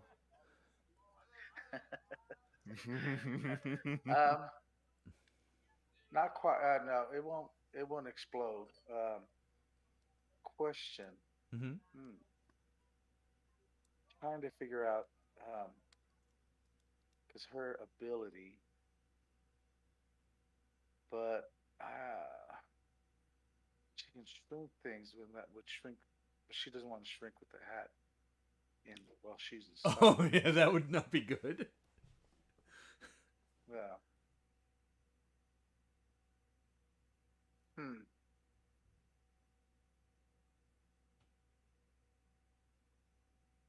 Okay, she's not going to do anything at the moment. She's just going to yell in there. She's going to yell and scream at, such a travesty. Then for the bottle to fall over. It was still a babe. And then I realized that it's fire whiskey. I'm like, Fairy, is everything all right up there? She will tell you that. Yeah, I mean, she's almost like sniffing a little, and it was so young. It just, it's the travesty of it. I just don't have words to be able to speak right now. I see. Is there anything that we can do to ease your suffering? And then I look around like I'm very well. And I look around for the person. I'm happy with that if we want to transition. Yeah, all right, yeah, so maybe you grab another bottle of fire whiskey for the road. Yeah, I'm probably out of gold by now. Well, Ernest, I think, paid for your first couple rounds, so, but whatever. You will say that Wynn got some more fire whiskey, which is gonna calm her down a little bit. And you guys head back out onto the street. And hang on a second, let me give you a bigger view of the area because this. We should probably go report for duty here. Yeah. Well, lead the way. Copy this, and all right. So I'm gonna give you the whole map of Adjoa, so that you can have some frame of reference as to where you are heading. All right. Can you guys see the map? Yep. All right, cool. Yep. So you're here. You're gonna have to head through the inner gates, over here into the Tower District, to Grayson Calder's mansion, which I believe they gave you directions to on the sheet. So you guys are gonna head in there. You know, as you're leaving now, it's, you were probably in the stone for probably, I don't know, an hour or two. So it's still light out, but it's getting to sort of dusk. Max, can you give me a perception roll? Sure can.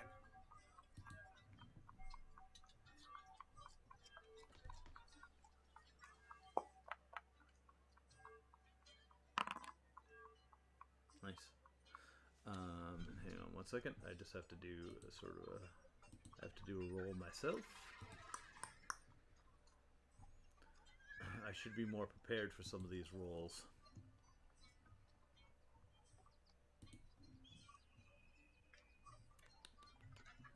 Well, it gives me a little bit of time. I'm having some internet issues, so. Oh man. Well, in the meantime, occasionally you'll hear some giggling coming from under Sapphire's hat. Like sucking the whiskey out of your hair. Yeah, and is it like hurting? I imagine it's hurting my skin to have that like concentrated whiskey on it.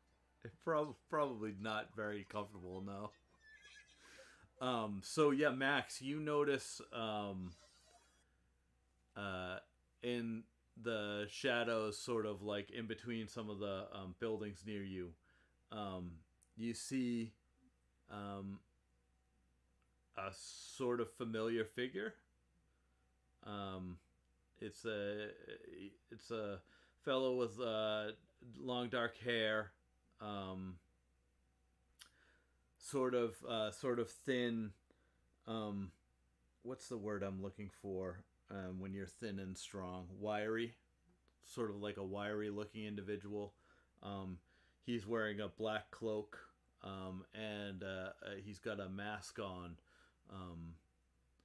That's covering the top half of his face. That's sort of like in the shape of a skull. Is this Old Sticks? It is not Old Sticks, but it is. You can tell that it is a member of the Inquisition. Wonderful. They're watching us. What time is it? It's dusk. It's probably like getting towards like 6 o'clock or so.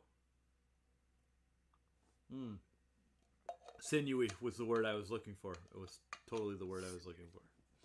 I just kind of I'll whisper over to. It seems like they're watching us. Yeah, they're It's just somebody watching you. It's like there's somebody keeping an eye on you. Okay. I just kind of lean over and whisper to Sapphire. I'm like, "We're just so you know, we're being watched." What do you guys say? Nothing. I lean over. I lean over and whisper to Ernest too. I'm like, we're being watched by somebody. Just shh. Wait, who? What's that? And he starts kind of looking around. Ernest. Nothing. Never mind, Ernest. Lead the way, Ernest. Lead the way. He's looking sort of warily around and takes out his staff. And kind of tries to disguise it like it's a cane. He starts like walking with it like it's a cane, and it's like looking out of the corner of his eye in the direction that you sort of mentioned. So you guys, you head into the Tower District. As you do, this figure keeps sort of a close eye on you. You can see he's keeping a distance, a good distance. But yeah, you can tell that he's still there. Sorry for the mix in different types of maps here, but you get what you get. Totally fine. Yeah. So you guys make your way into the Tower District. The Tower District is, I mean, it's beautiful. And hang on, let me just make sure you can see everything here. I noticed that I still have a grid on it, so sometimes that means that I still have. Okay, good. Yeah, you make your way into the Tower District. It's beautiful. There's like huge houses here. Most of them are like gated. There's not a whole lot of, like there's ladies walking around in those like Victorian dresses with like the big puffy back, and they have the umbrellas to keep the sun from getting them, and there's nice carriages and horses sort of clip-clopping along the streets. You guys kind of stick out a little bit. Some of the guardsmen that are around the area are kind of giving you a little bit of an eye. Just for the record, I'm interpreting that eye as them seeing me as high class with my hat. So I'm like returning the looks like that's right. Sapphire giggles some more and says to Sapphire, It's getting pretty dark, don't you think? Well, and I look around. We could use a little light. Don't you agree with that? I wouldn't say uh, so. s- um, Your Wynn's going to eyes out of a cast hat. dancing lights, and tromping out in front of the party is because she can turn it into a humanoid form. She's going to make it look like Max, exactly like Max, but naked, walking out in front of the party as a bright light. Oh no. What the hell? What the Just fuck? giggling and laughing. That's just not right.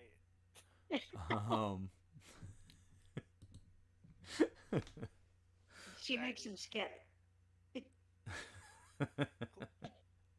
Please stop. Please stop. Please stop. And I just shake. I shake my Well, we head need with light. the look that you give when your buddies had way too much to drink. Like I'm beat red right now. Yeah, so you guys, with this light approach Calder Manor, now you're drawing a lot of attention, from the people around the area. Yeah, you come up to one of the larger houses. This one is a lot better guarded. Like there's a private guard here. Some of them look like they're natives of the Union, but there is a contingent of, larger, more rugged-looking fellows, sort of wandering around the grounds. But the two at the gate, when you approach it, are, they are, they look like they're natives of Adjoa. So yeah, you come up to the gate, and they, hey, what are you guys doing? What's your business? Would you take care of this? I say, turning to Max. Oh, yeah. So we were.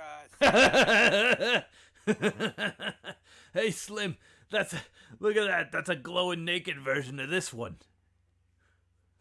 Hey, pretty good. Ones is standing like Superman. What? That guy's hat talked. All right, what are you people up to? Oh well, Listen. see, we were sent here to do a job. We were hired by the guard to do an escort for Grayson. Oh, you're here to interview for the escort job. Yeah, yeah. All right. Yeah. Yeah. Come on. He opens up the gate. And you guys wander through the gate, and you see this immense house, with like many windows. Again, you could tell I had trouble finding a picture of a manor that was satisfactory, so you get like this modern manor, so you're gonna have to suspend some disbelief. But yeah, I mean, it looks sort of like a castle rising up out of the thing. It's got these immense gardens, and the guard leads you to an area, and I will get that ready for you. He leads you to an area, right, not inside the house, but leads you towards sort of the front of the house, and then turns and has you head into sort of an area surrounded by hedges. And there's a small table there, and he just says, you guys can, I don't know, sit. I'm sure, like,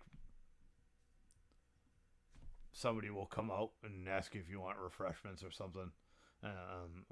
I'll tell Master Calder that you're here.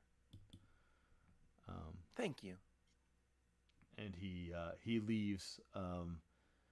But as he's leaving, you see him motion to some other guards, and one of them comes in and stands right in there with you, in this garden area, and another two stand station sort of right outside the hedges. And I'll get you a map of that here in a second. Here.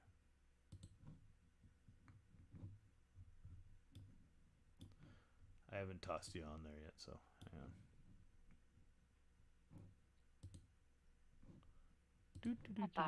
Have patience. You think I caught Max? Essence. Pretty good. Do you think I did a good copy of Max? No, I think in fact I think you should stop doing it now, please. Okay. She kills the dancing lights. You should do the turtle next. Now, nobody gets to sit under this shell, baby.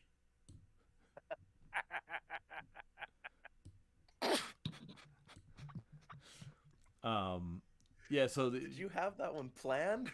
No. Acting! Improv. Oh, shoot. I already had you guys... Go ahead. I already had your things on here, and I added new ones. All right, yeah, so you're in this area. Can you guys all see, sort of? Oh, yeah. Okay, cool. So, yeah, as you're sitting there, you see a gentleman come through, and I want to get you a bigger picture of him because I have a bigger picture of him. Let's see if I can find him. I had him on. Hang on, I'm gonna just pop over to my last scene and just grab the picture from there and bring it over for you. Yeah, so you see a gentleman come in.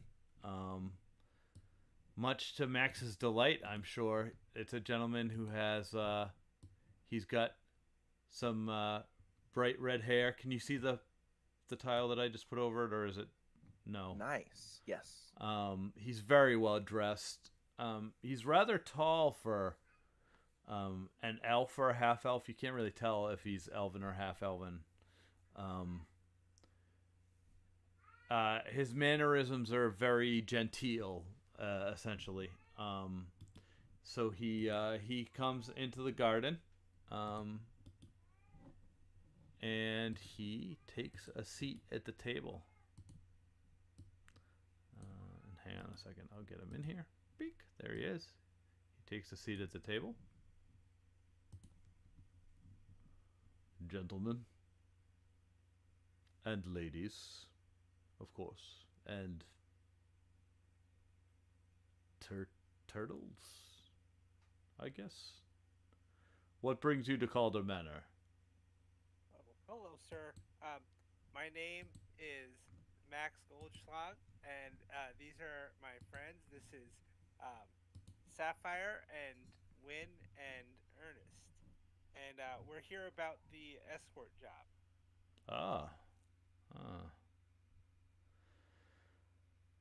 Right to it then. My name is Grayson Calder, as you all know. You see, you guys, if you look over at Ernest, you see that his eyes are like glazed over, and it looks like he's sort of frozen up. I'm hosting a small auction at the auction house this evening. My guards, of course, will be there, but I've been receiving several death threats as of late, and I'd like some extra security around my person.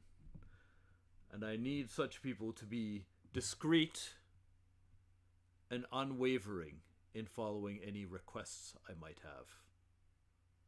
Is this something you might be interested in? Oh, yes. Death threats, you said, though. Do you know who would be threatening you? I mean, you have such an upstanding reputation. Well, the threats are from old bannermen of my father. As you know, my father was the king of the north, Bethard Calder. He has many enemies. I get threats all the time, mind you. Most of them are not concerning, but this is from a particular source that let's just say it's more than credible. kind of look at my party here, seeing if there's anything just seeing their reactions or how they're feeling about all this. I'm just I'm just looking straight. I'm like waiting, just like you know, kind of unmoved, unaffected, trying to be the tough henchman type guy. Well, I mean, I'm sure we could certainly help with that. They did when we were sent. We weren't told about anything about pay or anything like that. So I assume you have a fair price for us. Of course. I am willing to pay 25 gold apiece. And and a bonus if my body is not harmed, let's say. Okay. Can I? Is he low? Like, I've never done a job like this before, so can I like insight to see if he's lowballing us on the price here? You absolutely can. All right.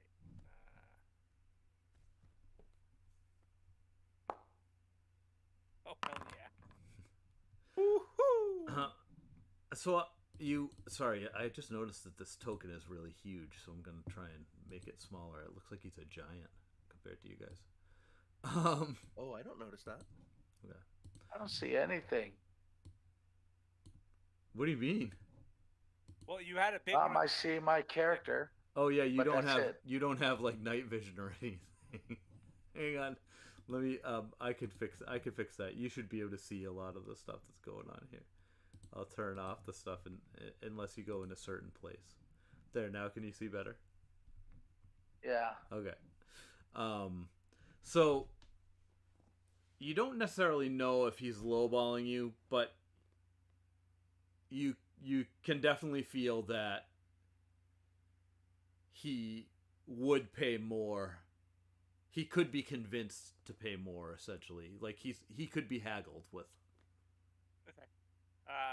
Well, sir, I think we are more than willing to take on this job and willing to follow orders. But considering the danger and the fact that we don't know what these orders might be, um, we'd have two concerns here. One, we don't want to do anything illegal,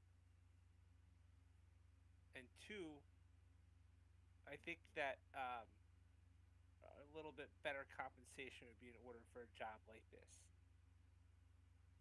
Well, my friend, what did you have in mind? And could you ask that turtle to stop staring at me? Oh, yeah. Ernest. And I kind of elbow Ernest a little. What? Snap out of it. My name's Ernest Orgnine. I mean Ernest Borgnine.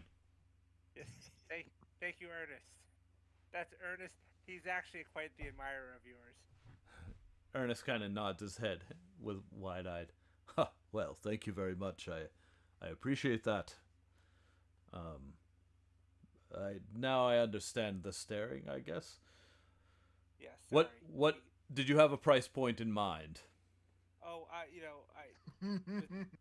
was honestly thinking it was probably closer to 50 gold a piece would have been more appropriate for a job like this.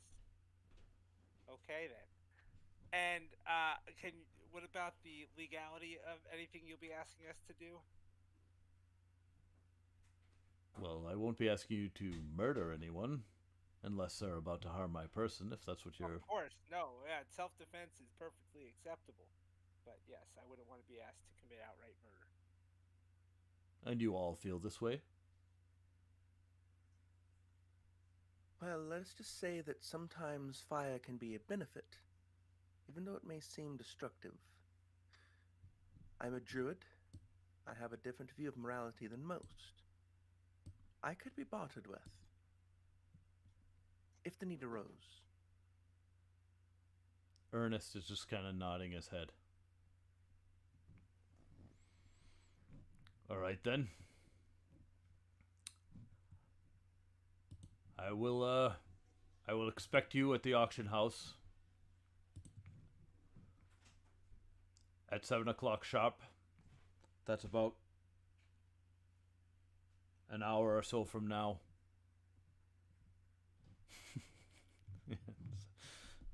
All right, then.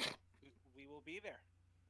Excellent. Let Clive know if you need any refreshment or any supplies before you go. There is one other question. Yes. If you were to defend yourself from this threat that you do not yet feel comfortable discussing, where would you believe that the main threat would emerge? Roll persuasion.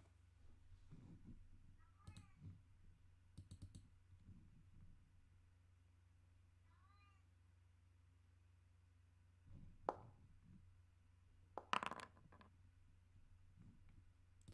right. Let's see. I know that I had something written about that.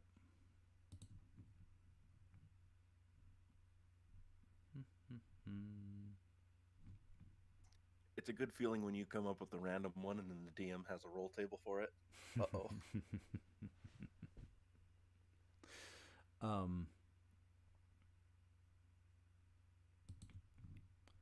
I'll tell you that I will tell you who these threats are coming from. A certain champion or former champion of my father.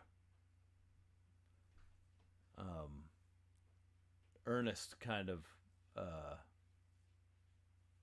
gasps a little bit.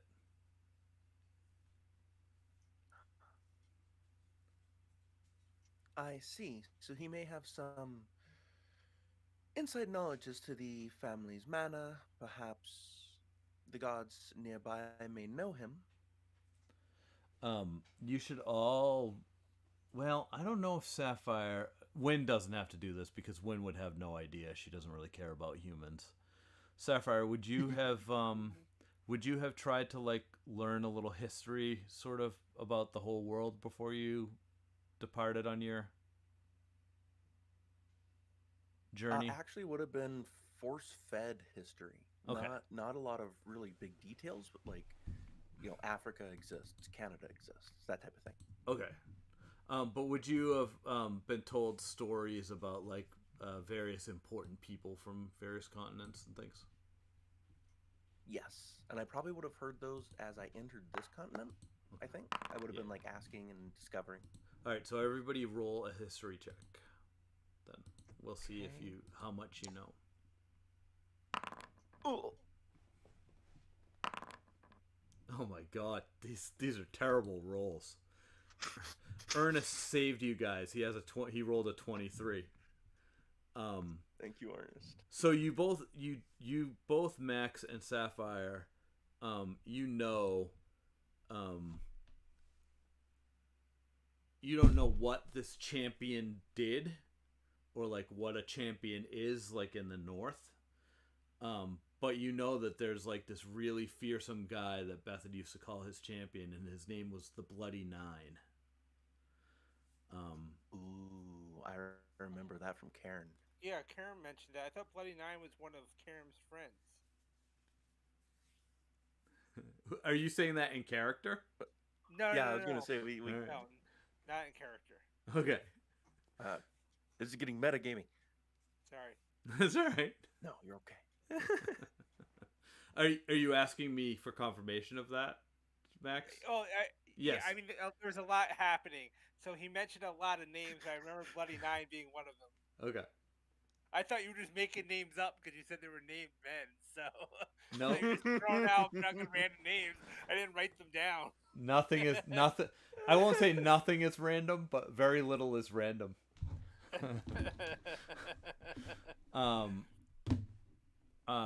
Yeah, Ernest just looks kind of frightened. And turtles can't really go. I don't think they can go all the way into their shell, can they? Let's see. Yeah, they can. All right, yeah, he goes into. He just went into his shell. He went into his shell, and now it like did that like, bang, fall on the ground, sort of move. At the mention of the Bloody Nine. Yeah, right. Does this change things for you all?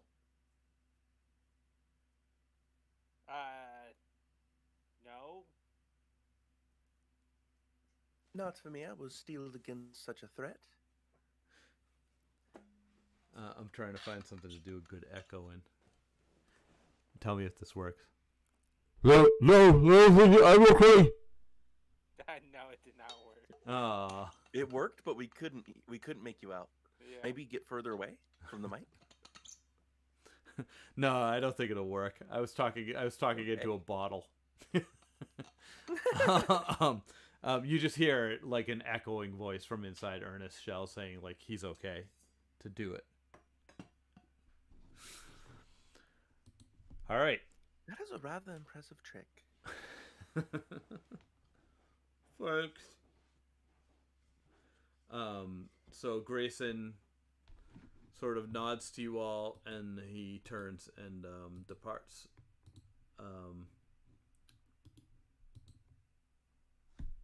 Quinn will say after he departs, My, don't you think he is one tall drink of fire whiskey? Sapphire? Well, I suppose you could say so.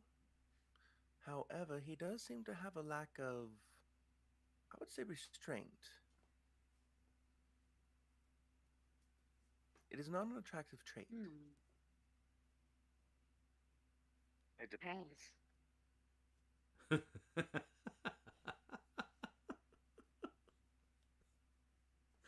Oh man. And guys, this is actually. I'm trying to think of my character would think. Go ahead. This is. We should ask for half up front. Oh. Yeah. I was actually thinking we should ask for some supplies up front. I think we should ask for half up front. And the next time, to be honest, we really shouldn't let Max barter for us because he just sold us like a cheap core. 50 gold. Really? You don't even know the value of we gold. We could have gotten much more out of him. Oh, is it Pixie? You don't even know what gold is until like 4 hours ago. Well, I do know that I had gotten a bag as big as me. So 50 probably wouldn't be very much. Listen, he went 25. I doubled it thinking I'd have to go down. He went for it. So yeah, I could have probably gotten a little more. But I got us double what he was going to pay us. Do you remember what I was telling you about relationships, Faye? What about? You build them over time. Well, we complete this job for this gentleman. After that, we may gain access, become more trusted, prove ourselves, and gain better jobs. My hope, personally, is to get onto his good side, and I'll be able to learn and glean some knowledge from him. He is whispered to be a great wizard, very skilled. He is someone that we should learn from. His wealth to us is not in gold, it is in resources and power. If we were to make a cacophony over this gold, he would learn that that is all that motivates us. He would gain more control over us. Really? We would be very little, and we would be, so tell me, in a way, indebted to him. Then what motivates our partners? Are we doing this out of the purity of our hearts, Sapphire? Well, we are doing it for the joy of discovery, the pleasure of learning, and the experience it gets us. Myself, I do not wish to die. At least Neither do I, Sapphire, but we can experience joy, laughter, love, and learn a lot in the bar, too. In a way, however, I must learn more druidic magic. Wizards, druids, have a lot in common, though one of them is focused more on academia, the other focused more on botany, organics, how things work.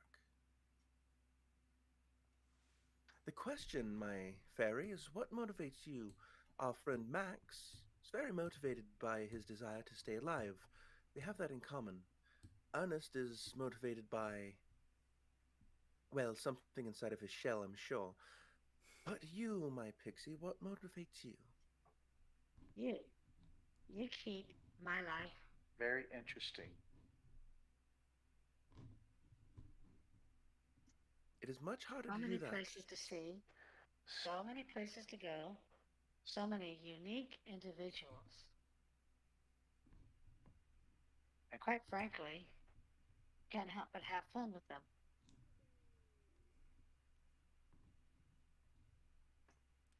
So then, we journey and we explore so that we can see and meet more people. We gain access to different worlds. For example, currently we are learning about the higher class. And I kind of tap my hat a little bit. Like, that's high class is the hat. Through this knowledge, it opens further doors to us. Say we were in another city. We have now experienced how to bypass guards, how to reckon with them, and we have met somebody who is very high class. He may be able to introduce us to others. Who knows where this may lead? It may even save our lives. And then she sees Ernest kind of walking away, and she kind of starts walking with him. Yeah, and then I imagine they're kind of having this talk as they're walking. Yeah. Ernest is just kind of checking out the grounds, like looking at the guards, looking at the flowers. You guys notice that he has some of that, like what looked like that slimy salad that he had. He has some of that like in a little pouch that he keeps pulling out and like putting in his mouth every once in a while. Oh my gosh. Did you guys want to do anything else here? Weren't we supposed to speak to some servant or something? Yeah, one of the guards, Clive. Clive. Yeah, he could get you supplies or whatever. They said. Okay. Yeah, let's go talk to Clive. Okay. Ernest is standing right in front of him. So, you're Clive? Yeah, that's me, Clive. Oh, okay. Grayson said you could take care of us as far as getting some supplies. And you mean like that. take care of you? And he like makes a cutting across his throat. No. God, no, not that. Oh. No, like as far as he said you can get us supplies. Oh yeah. What are you looking for? What sort of supplies? What do you need? Healing potions maybe. Yeah, we might be able to scrounge up one or two of those. Yeah, that'd probably be helpful in case there's any trouble. You know, we want to be able to protect the boss as much as possible. Yeah, I hear you. What are you guys doing for us here? You joining the guard crew or? Yeah, at the auction house tonight. Oh, you're the mercenaries. All right. Yep. Well, we're the ones who die first. I'm glad you realize that, friend. But we'd like to die a little slower, hence the potions. Well, I mean, keep your heads down. And just do whatever the boss says, and everything will be fine. Yeah, that sounds like a plan to me. There, I added a couple of potions of healing to your inventory, Max. Yeah, nothing else then? You don't need anything else? Because, I mean, like, Red Hat's already on my ass about a bunch of other stuff, so. I don't know. You guys need anything? I mean, I'm pretty good. Who's this Red Hat? Is he someone we should be concerned about? Will he buffet our operations? Nah, it's just my chief. Very well. The only other thing I would ask, we may be in need of additional arms. Is there anyone who you would recommend? Someone quiet, stealthy, strong? Who may know the lay of the land better than us? You mean like at the auction house? Or just in general? Correct. Like, what do you... For the auction house, say that we needed someone who is very adept at navigating the channels and I assume walkways of of the auction house. Are you Is there anyone there that we should seek out? Who would you trust? I mean, I don't trust anybody. That's why I'm alive. But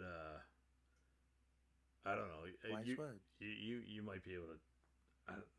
That's a tough question, man. Are you looking to hire another mercenary to like add to your crew or something? Or are you just like looking for somebody to talk to? Simply, we may need a guide. For example, assume that we had seen someone up to business that was not good, and we believe that they were a threat. There are two ways for us to approach this person. We could leave our place guarding Grayson Calder, which would not be good for anyone, because remember, we die first. We may need someone who can guide us quickly. Oh, I mean, so and we're all going to be there. The guards are all going to be there at the auction. Like, Grayson's private guards are going to be there, so if you're looking for None stand out. Yeah. What's that? None stand out. Not really. We're all named men, so... Or, well, most of us are. These Union guys won't be there. It's just going to be us Northerners. Well then, with that understanding, my questioning was pointless. Thank you. I now understand. I was, of course, concerned about these, as you say, Union fellows. Why do you guys have that giant turtle? Is that your pet? He is not a pet. He is our friend. He has agreed to take on this burden with us. He is very intimidating to one who is not skilled in warfare. Believe me, he's capable. Does he talk? Sometimes, if he has something to say. Or at need. Alright, kind of weird. You're a weird group. Whatever. Yeah, I'll see you at the auction house, I guess. Sounds good. Man. Good luck. Thanks. Do you guys need a break or anything? A what? Do you guys need a break or anything? Or do you want to... Oh, no, I'm good. Are we good on time? Does anybody have to take off? I just want to be conscious because we've been going for like 2.5 now. Yeah, I got a little more time. I can't go too much longer, but I can go a little longer. Okay. About a half hour? Yeah. Okay. So I'm trying to think. I think that the auction house itself will probably, well, we should. I think that we should probably stop then, because I think the auction house itself is probably going to be longer than a half hour. Okay, that's fine then. And I'm sorry I didn't get you guys in any action. Oh, you can't even win hatch shopping. No, this has been great. But you were so well behaved everywhere that there wasn't any reason to do anything mean.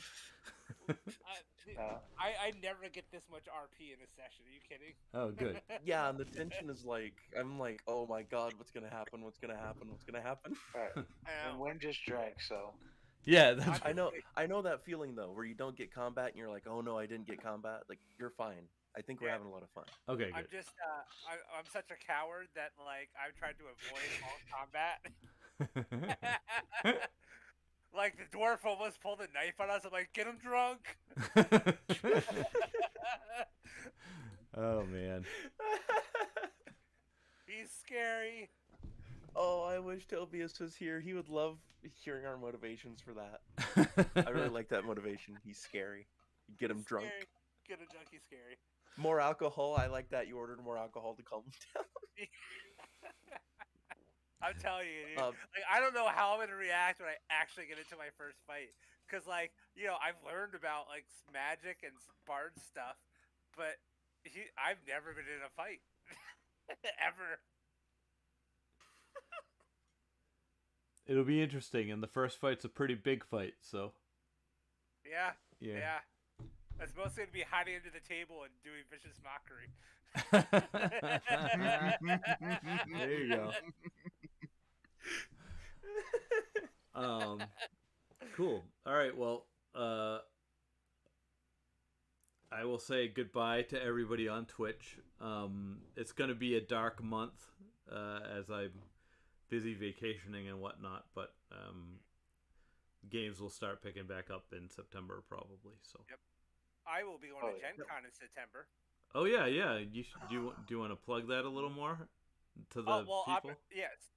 So yeah, I mean, if for anybody who doesn't know, I have a YouTube channel called DM Toolbox, and I will be at Gen Con working with Cobalt Press. I'm going to be helping run all their organized games there, as well as plugging some stuff for AAW games while I'm there.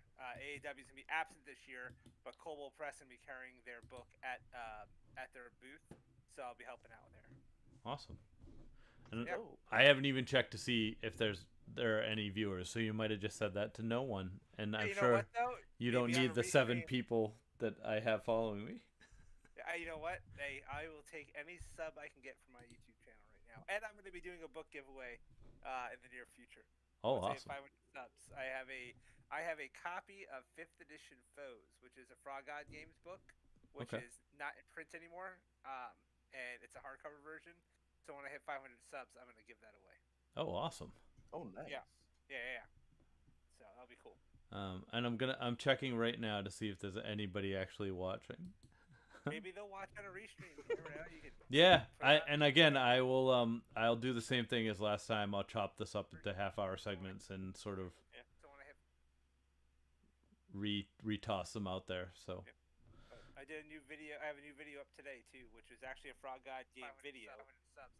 But then what happened was after I recorded this video, which I posted this morning, last night I won an auction for a bunch of Frog God game books off a Facebook group. And one of them was a copy of 5th edition Foes, which I already have. So, but it was a bundle of books, so that's where I got the extra book from. So I'm gonna do that as a giveaway. Cool. That's pretty sweet. I'll get involved in there. Yeah. All right.